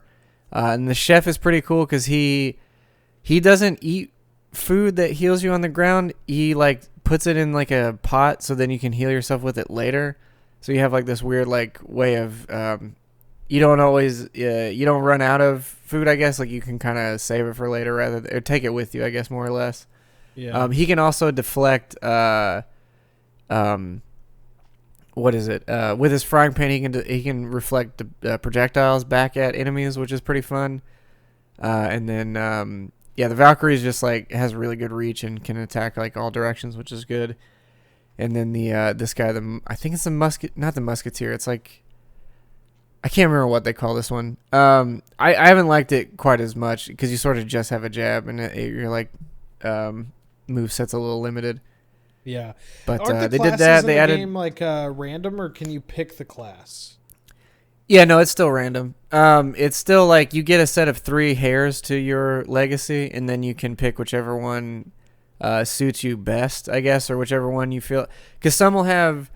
They do this thing now where you get gold bonus. I think it may be a thing you unlock through your skill tree, but it's like a gold bonus based on your affliction. So if you're dyslexic or you have like whatever the other sort of traits are that are seen as negative, then you get like a more gold as a base. Like there's one that's a pacifist where you can't kill anything, but you get like 180% gold intake or something like that. But that run's not going to go anywhere, more or less. You can kind of sort of farm stuff out of it. And then they added some stuff to the skill tree, like another couple tiers of that stuff. They reworked some of the older classes a bit. I think they added 3 bosses, I want to say, to it, whereas it just had the one and then like this bonus one beforehand. But yeah, some good stuff. Still really difficult. Still super fun. I need to spend some more time actually getting through all the content. I play like another maybe 2 hours or so. But Nice. yeah, still good. It's starting to flesh out more in a good positive light, I guess. I think they added some enemies too, some other stuff, but yeah, you're starting to at least see what they're doing with it now, more so than just like it being pretty light and then going, well, who knows what's going to happen. They're sort of fleshing out. Oh yeah, this was the mastery system. So it's sort of like you have another set of passive things that come up based on how much experience you've gotten with each class specifically, and they have a different passive tied to them that goes to an overall passive thing, which is kind of neat. They also did a thing where they wiped your skill tree, but then gave you basically all of the money back that you use, so you could just go back in, which is always fun to actually get a good foundation back instead of having to redo everything completely again. Yeah. So yeah, it's looking promising. The future is looking bright for that game. I think it's gonna be as good as the first, if not better, when it's all said and done. Nice. Yeah, I'm glad people are enjoying it, because that first game is like an ass kicking, like waiting to happen. Like I tried to play it on Vita, and it's just a fucking nightmare. That game is so fucking hard. I like it. I like that game. I like the second one a lot too. I think they're both really good. Yeah. But they are tough, yeah, for sure. Because it's more methodical than it seems like it is. So it's like you gotta time it out a lot more than it implies by looking at it. All right. Well, yeah, and then you want to talk about the big one? Yeah, I guess we can. I can talk more here. Yeah. Okay. So Watch Dogs Legion came out last night. I played about 5-ish hours of it in total so far. It's well, I haven't. Okay, so there's been some performance issues across the board for a lot of people. I think especially people with 30 series cards have seemed to have some pretty high issues with it. From what I've read or noticed. Yeah. It's hard to tell the community as a whole because this isn't released on Steam, so we don't have proper people reviews, I guess. It's all industry or whatever because it only came out on Epic and then on their own platform. It's it's hard to say because, like I said, it's an open world game and I'm pretty early into it. I will say a lot of the copy that they've shown in like the trailers and stuff makes this game feel a lot sillier than the story gives, because the story is like pretty dark so far. It's about like London being taken over and like DedSec being framed for the explosion in Parliament, but more or less like obviously DedSec didn't do it, but it's another organization that did. And then the people in London don't believe it's DedSec either. So there's like another military force, like a privatized military that's come in to sort of take control, which kind of feels similar to our situation here a bit. And then there's also like they've teamed up with other gangs and they're doing like a bunch of human organ trafficking on the black market. So that because now the military can just abduct people for being a conspiracy that they're in DedSec or whatever, they can just abduct them off the street and then they're selling them to these gangs to then harvest them. So it's like pretty dark, like so far. Like it's not like, hey, you're a grandma running around jumping over a fence. It's like, hey, we're stopping fucking people illegally abducting people off the streets by virtue of pretending to be the actual law enforcement and then selling their organs or whatever. It's pretty dark. That being said, the game's greatest achievement and biggest flaw is this NPC system, right? Like it's really unique, but it also hinders your story pretty intently because like whoever you get is like because the first, like, you get a set of like I think it's like 9 characters that you can pick from randomly, but you don't know anything about them other than like their trait or their skill. So you don't know how they sound or what they do or their whatever. So I picked the first girl because her traits were like, okay, this girl's pretty good. And it's like all procedural, right?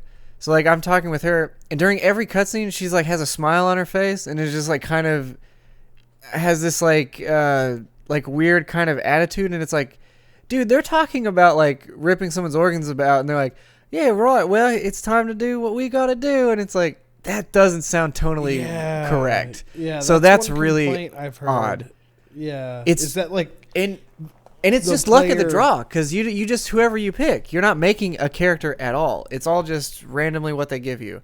Yeah, so it's I think they recorded like a bunch of lines that are similar per each person, so you're just saying these canned responses and cutscenes. Yeah, well, and then that doubles down because a lot of your cutscenes involve another NPC. So it's 2 of your NPC characters at random talking at each other, sort of. Like, there's a lot of the main characters that come in and sort of give you information. Like, most of it's done through Bagley, which is like this AI computer, so he does most of the talking for everything. And he's good. His voice actor's good, and all that stuff works well. But, again, by virtue of that, too, is like, no character really looks that good. Do you know what I mean? Like, everyone is kind of... Like, it's hard to tell who's a character in the story because they're all kind of not super polished, you know what I mean?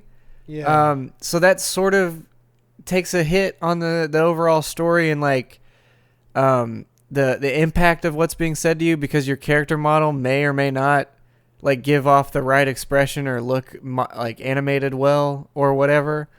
So that's another big thing. And then by virtue of me playing it in the on Ubisoft Plus or whatever, or Ubi Connect or whatever they call it now, they give you the deluxe edition. So I have like these three just like beast ass characters that came out of nowhere, and they do great work. So I have not had a need to recruit anybody outside of the story that's asking me to recruit somebody.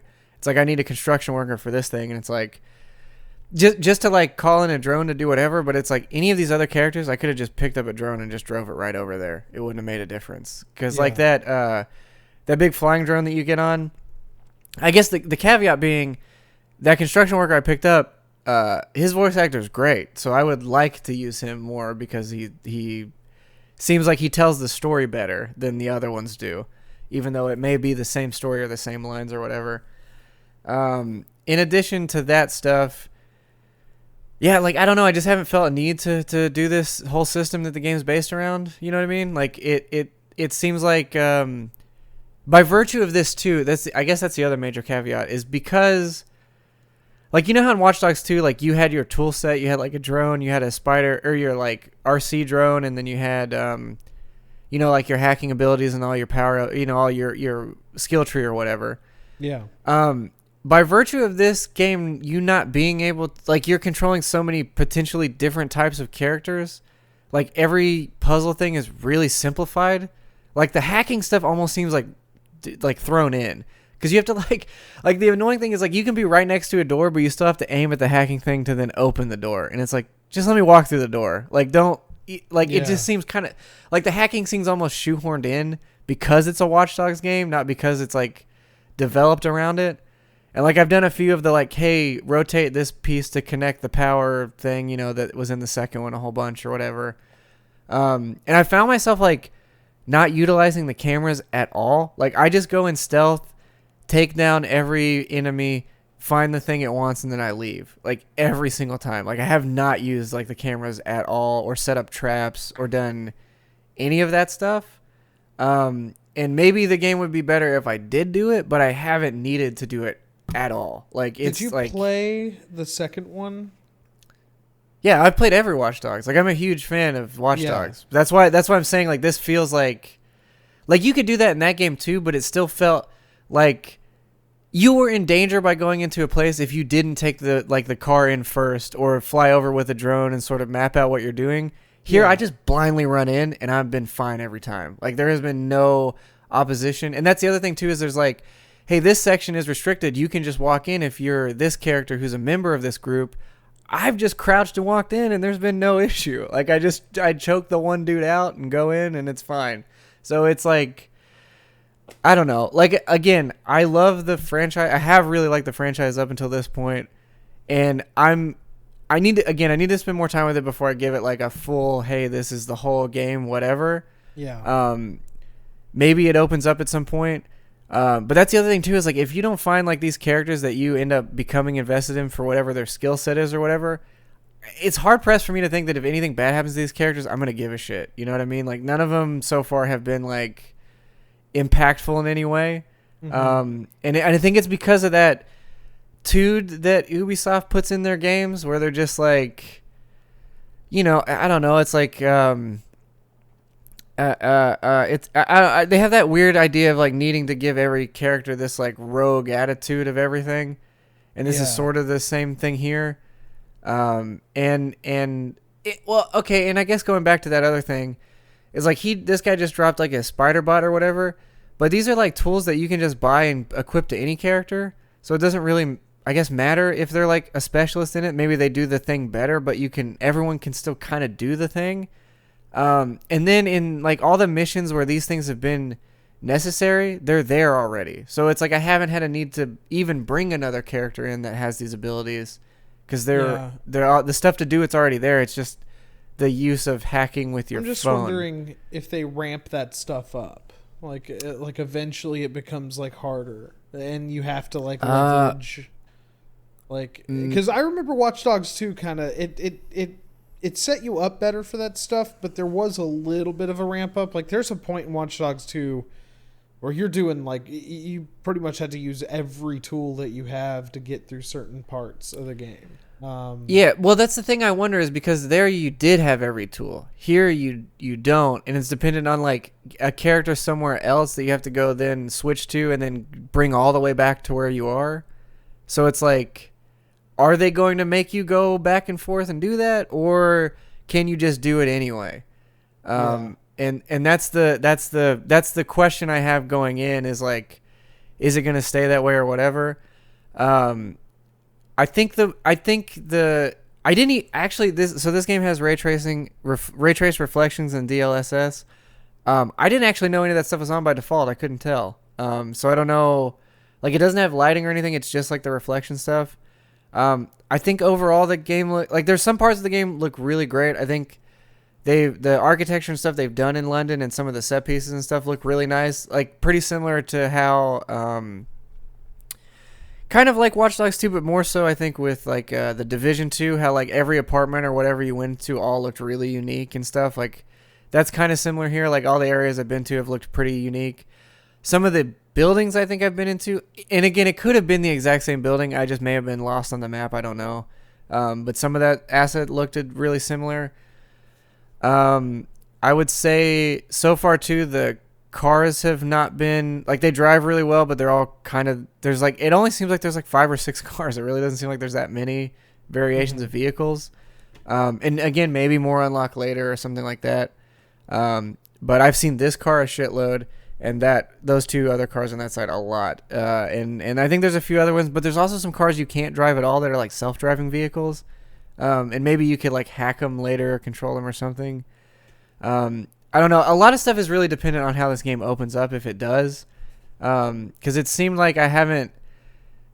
That's the other thing, too, is like all the abilities for each character, like you just need this certain currency to unlock them, but it shows you every one of them that's in the game, like as soon as you are able to open that dossier. Mm-hmm. So that's always kind of a bummer to me, too, is like, oh, this is everything. Like I'm not even really uncovering anything. Like this is just sort of everything that's in the game here that you can kind of do. And that seems a little bit limited as well. Then you kind of get into there's like a storefront with costumes and paid cosmetic DLC and currency you can buy and all that other stuff, which, is par for the course, I guess, for these games, which doesn't seem bad if you're into that stuff. It's seems like relatively okay on the pricing or whatever. Yeah, I like again. I've sounded really harsh on the game. Like I am enjoying it. That's another thing I'll say too. I know other people have had performance issues. I have had this game crash like 6 times. Like all in like as a cutscene is loading, it'll go to a black screen and it'll never come back and just stays at a black screen and then that's it. I did update the driver because they put out a driver for this game this morning. I updated that and played a little bit, but I did have the same thing happen again, like twice. Mm-hmm. Something about loading in cutscenes did it. I don't know if that's by virtue of it using ray trace stuff, if maybe that's part of it, or if it's I don't know what it is. Performance actually playing it though has been pretty good overall. Though I haven't had any like major hiccups or anything, other than just AI acting like open world AI or whatever. Yeah, I don't know. I mean, obviously I'm gonna spend more time with it. And I'll probably have more to report next podcast, but I'm like lukewarm on it so far. Yeah. I don't know.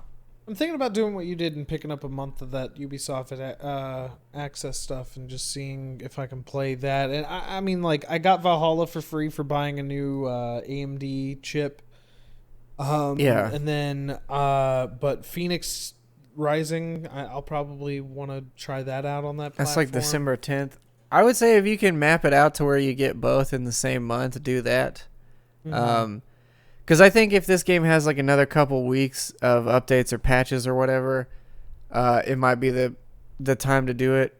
'Cause the hard crashing has been like pretty rough. 'Cause it's like there's one that like locked the computer down completely. The other 2 had just closed, and then I had a bunch where I couldn't reopen the game because it had some weird error when it crashed anyway.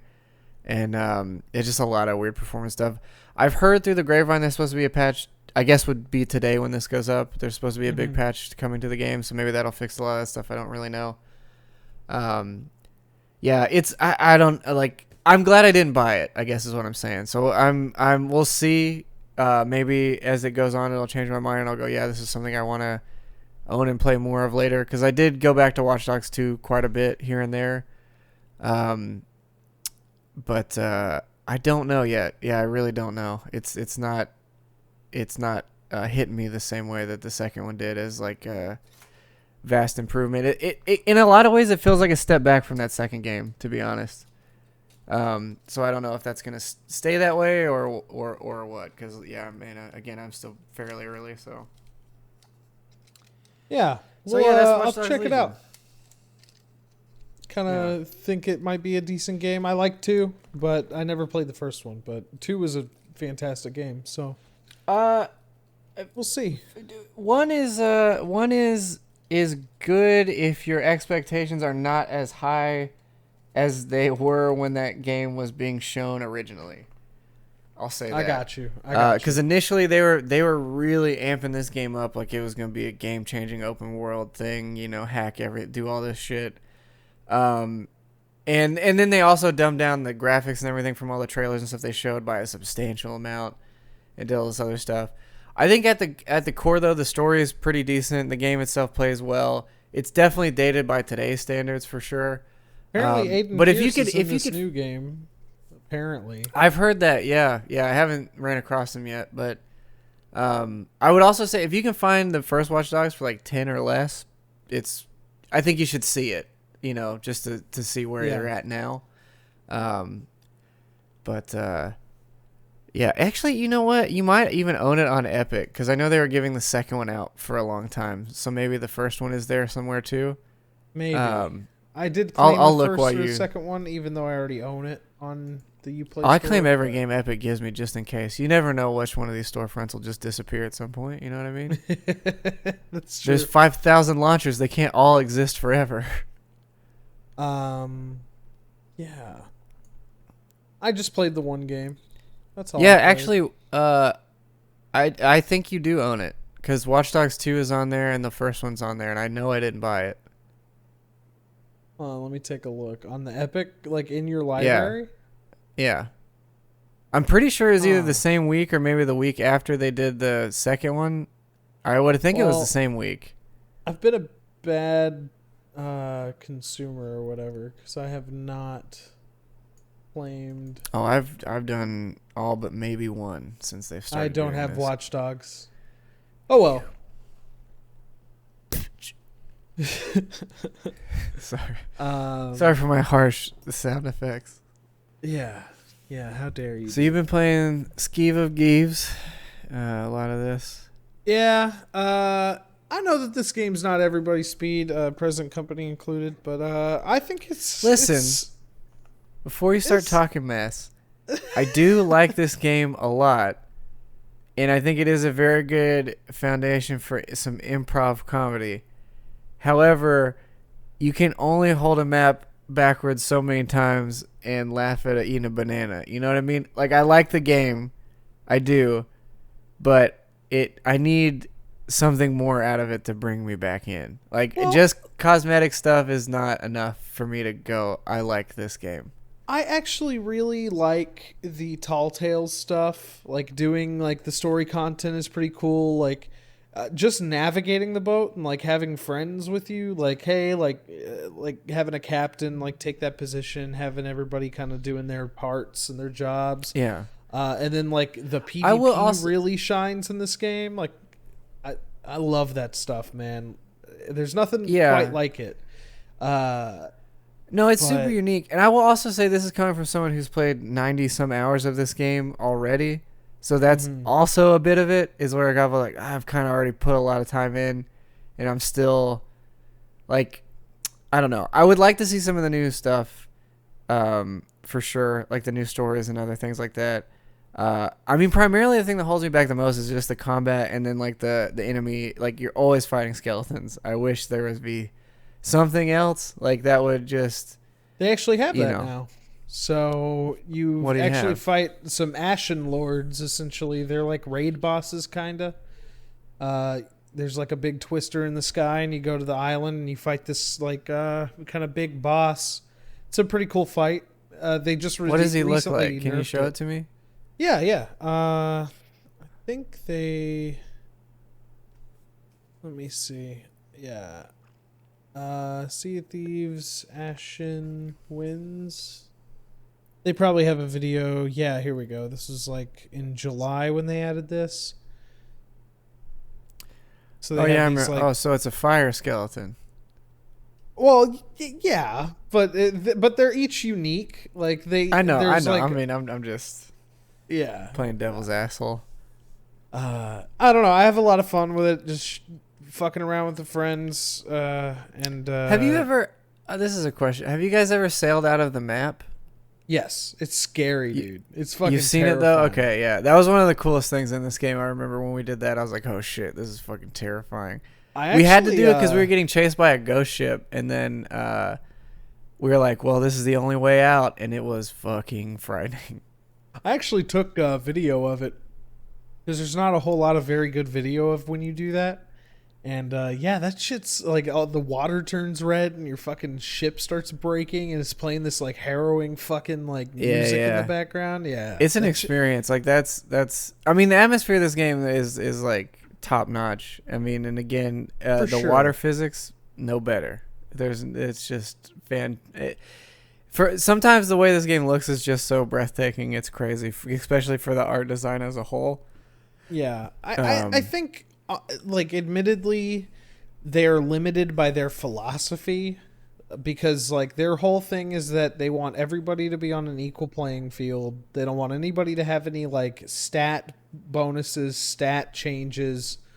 They want everybody to, like, have the same tools at their disposal. So, yeah, like, you know, big dudes, like level capped guys, if they had like skills that everybody else doesn't have, they would just own an entire server, and that would be no fun. Like, so I think the progression, and me and my friend Jeff had talked about this, is that the progression of Sea of Thieves comes from the experience of it.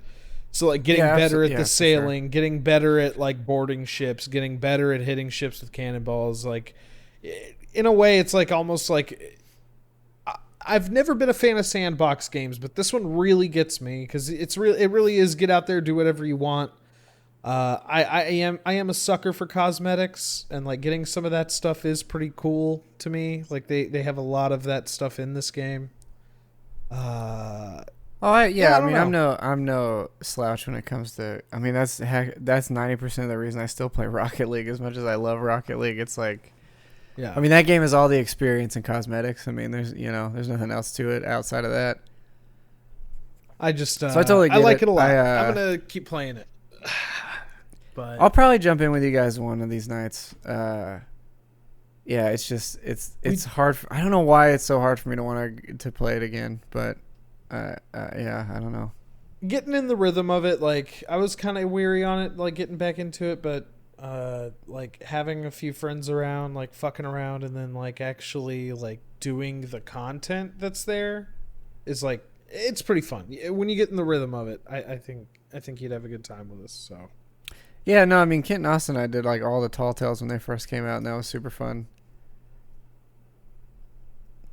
Let's see. So that's, It's all for games. It's all she wrote. You got VR Business written down here. Did you play any VR? That was still there.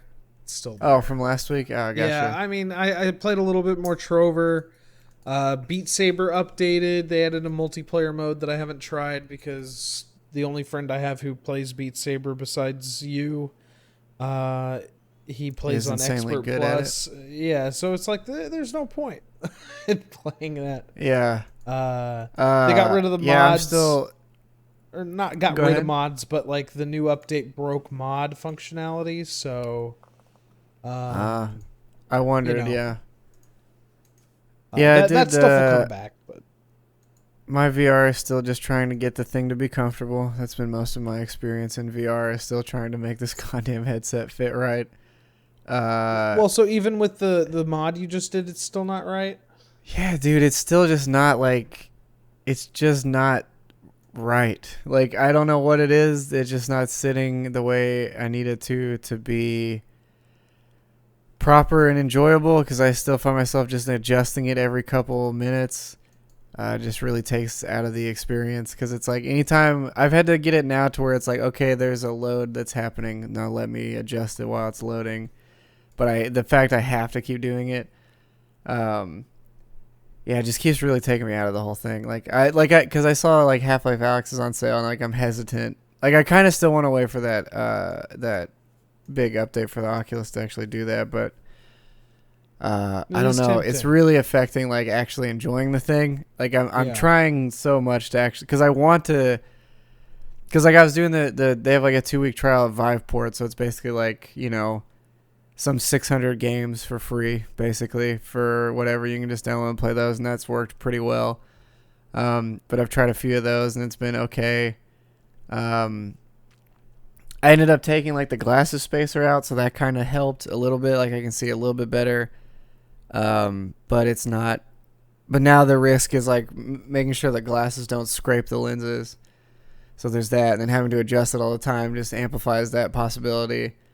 Yeah, I don't know. I don't know. Like I'm like, I don't know. I really wish I liked it. Honestly, if it wasn't for Until You Fall and maybe in like a little bit of what is that game? Walking Dead. I probably don't know if I would hold on to this thing. Like I've enjoyed Beat Saber. I think that's great. Rec Room is great. I think a lot of the experiences I've had in VR you can't have in traditional games. That being said, like just the overall thing though is just like it's hard to enjoy with that constantly being a thing, you know? Yeah. So I don't know. Maybe my face is just not shaped for VR. I don't know.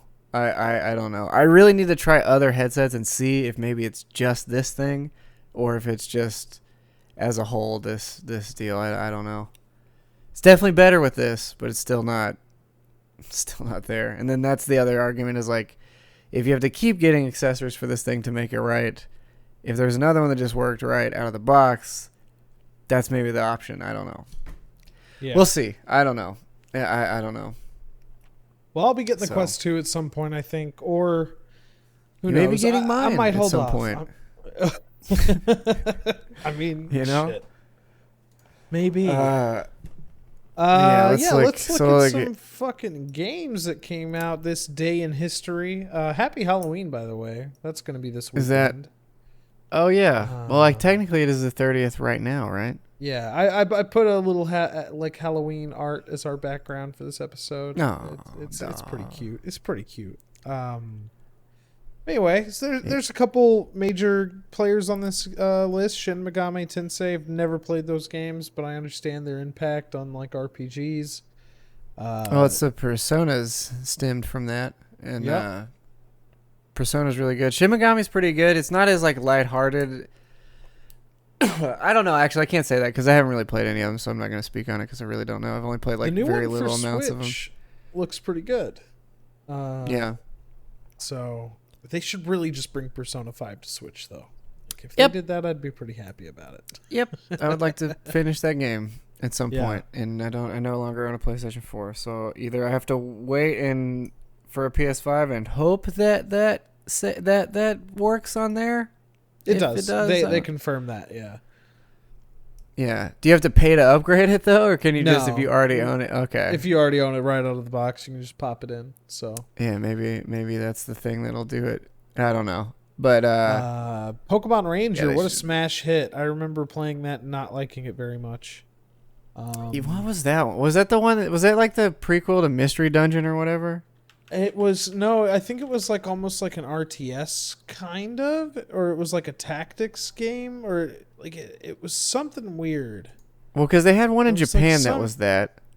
It was like some tapping game or something where you caught them. That's what this was. Yeah. Mystery Dungeon is the like almost like top down kind of RPG.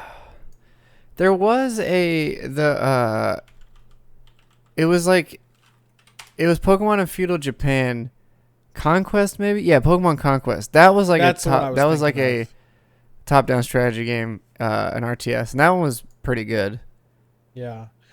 And then Mystery Dungeon's like super dull to me. I've played a couple of them and they're really boring. Like you don't really attack or anything. You just they're really dull. You have to really like Pokemon to enjoy those games, I guess I'll say. Yeah. The Witcher, that's on here. You Playing skipping that over game Disgaea, again. dog. Oh, As always. sorry. No, Here I'm we just, go. I'm just kidding. It's fine.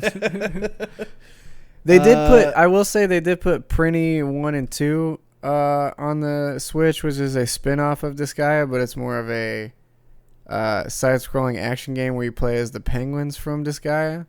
Is it pretty good? And those are pretty rad. Yeah, they're cool because the Prinnies are ridiculous, and they're just like they just say "dude" all the time, and they like stack themselves like they're dude is basically their catchphrase or whatever, but they say it all the time. It's sort of like Kupo for Moogles or whatever. But yeah, those games were. I remember them being good. I played them on the PSP, but they seem right at home on the Switch. And yeah, obviously The Witcher. Have you played The Witcher 1 at all? I have played it recently for a few hours. Fucking it hard. does not hold up very well, I think. It's decent, but I think it could do with a remaster. I think it's good, but it's fucking difficult. That first werewolf boss thing is a fucker. I remember spending way too much time on that than I needed to. yeah. Let's see. Assassin's Creed 3, the worst Assassin's Creed ever made. That's I heard, although the story is pretty decent, but the game itself is real bad. Most Wanted, I hear, is the best Need for Speed game. People really liked that one. I would argue Carbon, but yeah, Most Wanted was pretty good. It's up there. Okami HD, that's a damn good game. I have that on the Switch. Okay. It's a fantastic game. Actually, you know what? I think they're remaking. What? They are remaking one of these Need for Speeds. It might have been that one. It's Most Wanted. Or Hot I'm Pursuit, pretty sure. maybe. Or wait, no, yeah, you're talking. Yeah, I think it is Hot Pursuit. Hold on. Let's see. That was also news that we missed talking about. You know, with the way the happens. last couple Need for Speed games have went, it's hard to say if this one's gonna be worthwhile either. Yeah. Yeah, Need for Speed Most Wanted Redux, I guess. Yeah. Apparently, Okay. people really excited for that. I never played it, but I heard that was a fan favorite. Most Wanted was good. Well, Criterion's the same guys I think that did all the Burnouts and stuff. And they make fun racing games. I never played I Icewind think. Dale. No, me either. Did play Darksiders 2 a lot though. It's a Actually, I decent played game. one Shibara Z2 actually as another. If it's a game I'm thinking of, it's like a weird. It was kind of like Onimusha kind of, but you were like a cowboy Japanese girl, I think. Click on that. Actually, I'm curious to see if that is what that is because I'm pretty sure that's the game I'm thinking of. Yeah, you're a cowboy samurai.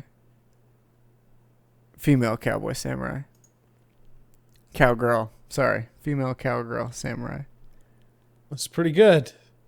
It's not bad. Like, honestly, it's not that bad. Like, it looks like it's one of those Dead or Alive things where it's like you're just playing it for tits, but the game is actually not that bad. Yeah. It was okay. Um, Yeah, Darksiders 2 I like quite a bit. Their fan base was pretty split on that one, but I enjoyed that one quite a bit. I actually liked it a lot better than the first one. Did you play that third one that came out recently? Yeah, I didn't care for that at all. Yeah, that's kind of the consensus I heard. I tried. I really tried, but it tried to go this like farther into the Dark Souls side of gaming, but it wasn't just wasn't tight enough for that, and like the sponginess of the characters wasn't great. Like the abilities didn't seem all that fun. It was just like a little clunky in general. Some of the platforming, it just seemed really unpolished, I guess, for what it was there. And Darksiders 2 especially had like a really like loose kind of flow to that character, like his sensibility, like just the way that he moved and everything was like really. It was like harking back maybe to like PS2 era platformers and stuff, where everything had that like real spongy kind of like, you know, Yeah. I don't know, jump to it and everything. Like it just felt really fluid. That game felt super good, and then this one was like really really stiff. And that top-down game they made, the Darksiders Genesis, was like way better, and that came out like either right before or right after. Mm-hmm. So I stuck with that. I have Call of Cthulhu, but I still haven't played that game. I think I do anyway. I think I saw it on my list today. I played the first few hours of it. It's decent. It's definitely more narrative focused. Yeah, It's all right. I It's didn't all right. expect it to be much. It's from a small studio, so like you can forgive some of Isn't the like it's the animations are a yeah. little stiff. Focus Home Entertainment, the other side of Paradox. Like I said, always 65 to 70, never above that score. It's always It's in that wheelhouse. It's like a middling game. Like get it when it's on sale. I think it's pretty cheap right now for the Halloween sale. It's So, $8.99. I got it in a Humble though. That yeah. it was one of the monthlies. I think last month actually maybe. 'Cause it was a recent pickup. Whenever Vampire was the game in one of the games, that one was in it too. But I still haven't loaded this up at all. Maybe I'll do that tomorrow. Do you have an Give hour? that a run. By the way, do you have another hour? Do you have another hour? Because I could tell you all about Kingdom Hearts. The story. What is so Kingdom far. Hearts the story so far? That Oh, they is that the released- collection that had all the? Yeah, before Kingdom Hearts 3 came out. Oh yeah. I mean, if you got time, we can like kind of just talk. No, about I'm good. Kingdom Hearts. I remember picking that up when I bought a PS4. I was like, you know what? It's time for me to play through all the Kingdom Hearts games.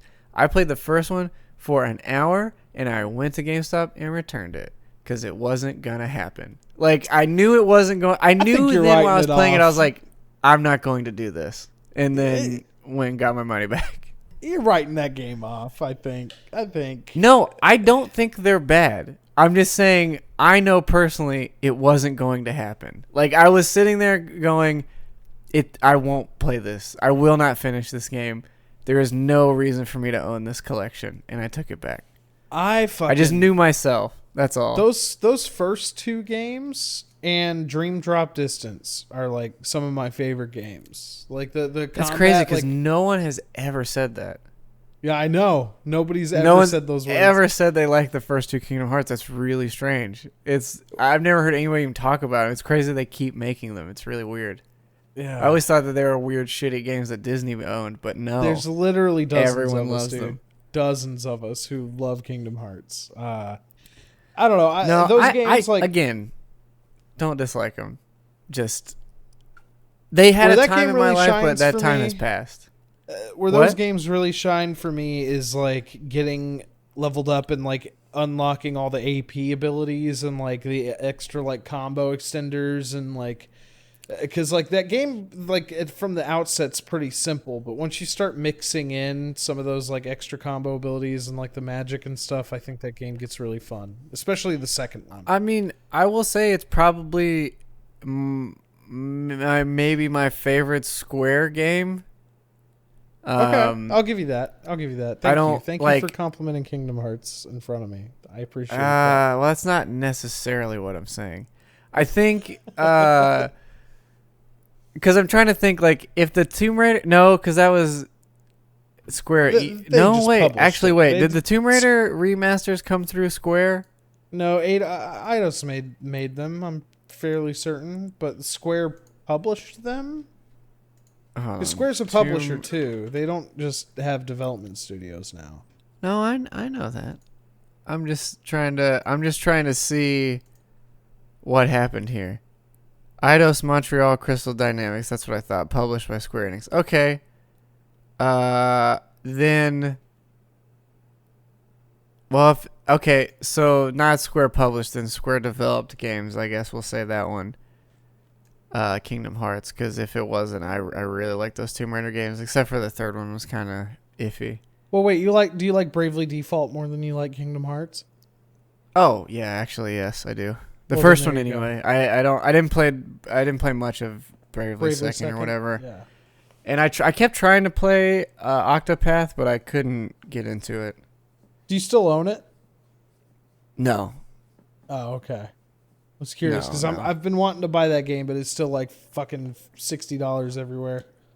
It's $30 pretty on Steam annoying. right now. I want it on Switch. That's one I of those know, games I yeah. want on Switch. So Yeah, I would maybe try it more. There's still like an 8-hour demo of it you can play. yeah, I already did that. Oh, So, okay. Yeah, I don't. Maybe it's by virtue of the class I picked or something, but I just didn't. I don't know. I couldn't. I get liked into it. the way I wanted to. I liked the vibe of it, the like almost like shoebox diorama like visuals. Oh. And, I'm not talking about the aesthetic. That's fantastic. I could look Yeah. at that game all day. That game looks great. I'm just saying, like, actually the combat and other stuff I wasn't feeling. I thought the Um, few of the stories were kind of like generic, but like some of the character stories were pretty interesting. yeah, The demo pretty much ends like at the end of every one of like once you finish doing everybody's individual stories, like that's just kind of the end right there of yeah. that demo. I did mostly. I did the huntress lady that had the wolf pet, and maybe that's why I didn't care for it as much. I don't know. I don't know. I could give it another try, maybe. Except there's 900 games out right now, so probably not. But who knows? But hey, since Cyberpunk's not coming out, I guess I have to fill the void somehow. Yeah, just buy more games. That's the answer. I was actually looking at Black Mesa because that's only $10, and I haven't It's played good. that. If you haven't played it, it's really good. Like Yeah, I'd recommend playing that over playing the original Half-Life 1 at this point.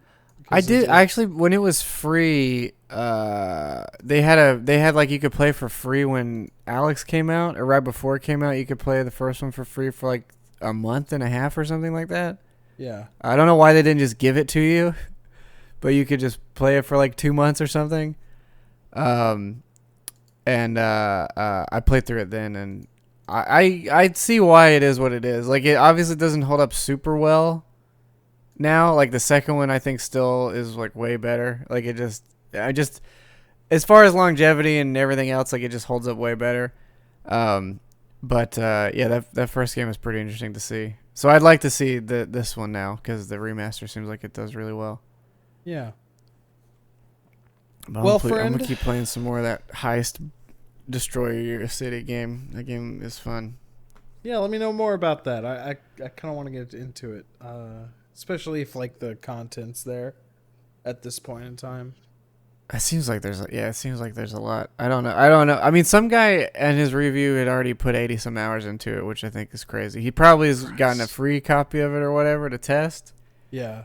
But still, man, that's a pretty good amount of hours for a game like that. So, but yeah, I guess that's it, guys. I mean, I don't think we have too much else. Thank you for listening. As always, if you're here, you found me, and I'll have some other reviews coming up. Probably, what is that game? Touchdown, Wrecked, whatever. I can't think of the name of it now. Teardown. I'll probably have that up sometime soon. Probably I'll skip over Legion unless something comes up that I find really impactful.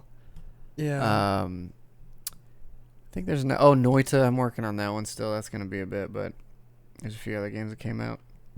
Catch me on onlyfans.com/the Deadly Robot. You get $5 for your first month when you subscribe. It really helps. You give them really $5 helps me for out. looking at you? Yeah, so I will give you $5 just to look at it. And then after that, I'm going to give you 15 if you just please keep looking at it. Just please. I just need So you you're to keep sort of looking you at started OnlyFans to force people to pay them to look at your body. it. Cuz nobody else will, dude. Nobody else I will, get and it. I need the validation. I get it. need the No, validation. I get it. Cuz when they see this, I'll just Mm-hmm. keep paying them for some reason. Now it that doesn't seems seem very financially lucrative. conscious. Yeah. Yeah. Well, it for them, yeah, it seems super lucrative. You're just gonna continually pay them to stare at you. Do I have to like give them a W-2 or something? Like, do I have to employ? Depends on these how long they people? stare, but at a point, yeah, they're an employee. I think. Do you think you could hire somebody to just stare at your wiener? Like- Yeah, I mean, yeah, because you just say that you're you got to pose for like an art picture. That's right. You stand in the middle of the room and they just draw That's your penis. fantastic. Because that's the That's a only good thing they're idea. drawing is just your penis. I'm gonna be one of those guys that go to the art schools and like just stand there or like sit down, and then I'm gonna have a placard with my OnlyFans like QR code, and then No, here's what you do. This is perfect. So what you're gonna do is you're gonna find the person that is who has that job because they didn't give it to you. You're gonna find the person that has that job, chloroform him. You go into the room and go, I'm here to model. And then what you do is you write your OnlyFans on your hand. So when you catch someone really looking at you, you just sort of like you go to, you don't move, you don't change the expression, but you're just like, move the quickly hand a let little them bit. see it. I got you. So you That's know they genius. know that you know that they know that you're in, and they're kind of in also because they've been staring for a while. But I think it's a good way to market, or you just write it on your butt cheek so the teacher can't see, so you don't get in trouble. But everybody behind you that's drawing, they get to see. It's a good idea. That's actually Yeah, a I think there's something to fantastic that. idea. Well, Wow. I mean, look, you took off for Cyberpunk. What else are you gonna do? Go nude model for college kids I really should. and give them money at your OnlyFans. Apparently, Yeah, because I just want them to look at it. Just I really get it, want dude. them to look at it. I get it. Well, All put right. it on Reddit, dude. It seemed like a lot of people put their stuff up on Reddit, and people seem to take a good look. You know, that's a good plan. I might just do that right after this. Yeah. Right after this, I'm gonna go put my dinkus on Reddit. All right. Put your Well- old Bing Bong on Reddit and see if anybody says anything. It'll be They cool. won't. Nobody will. Put your old Nobody will say Dingly Bing anything. Bong on there, dude. I might just do that. Put your old flap wagon on the old internet, dude, for everybody. Now that you have Well- Google's VPN, dude, they're never going to even know whose it is. No, Google will, but I like. Well, they when already do. watch. They've already I seen your like. PP. I like when Google watches. That's probably the name of this episode. that's a good one. I was going to say pose nude at a high school, but I think I like when Google I like that better, and it's probably safer as the title. All right, everybody. Thanks for watching. Yeah, thanks, guys. We'll see you all next week.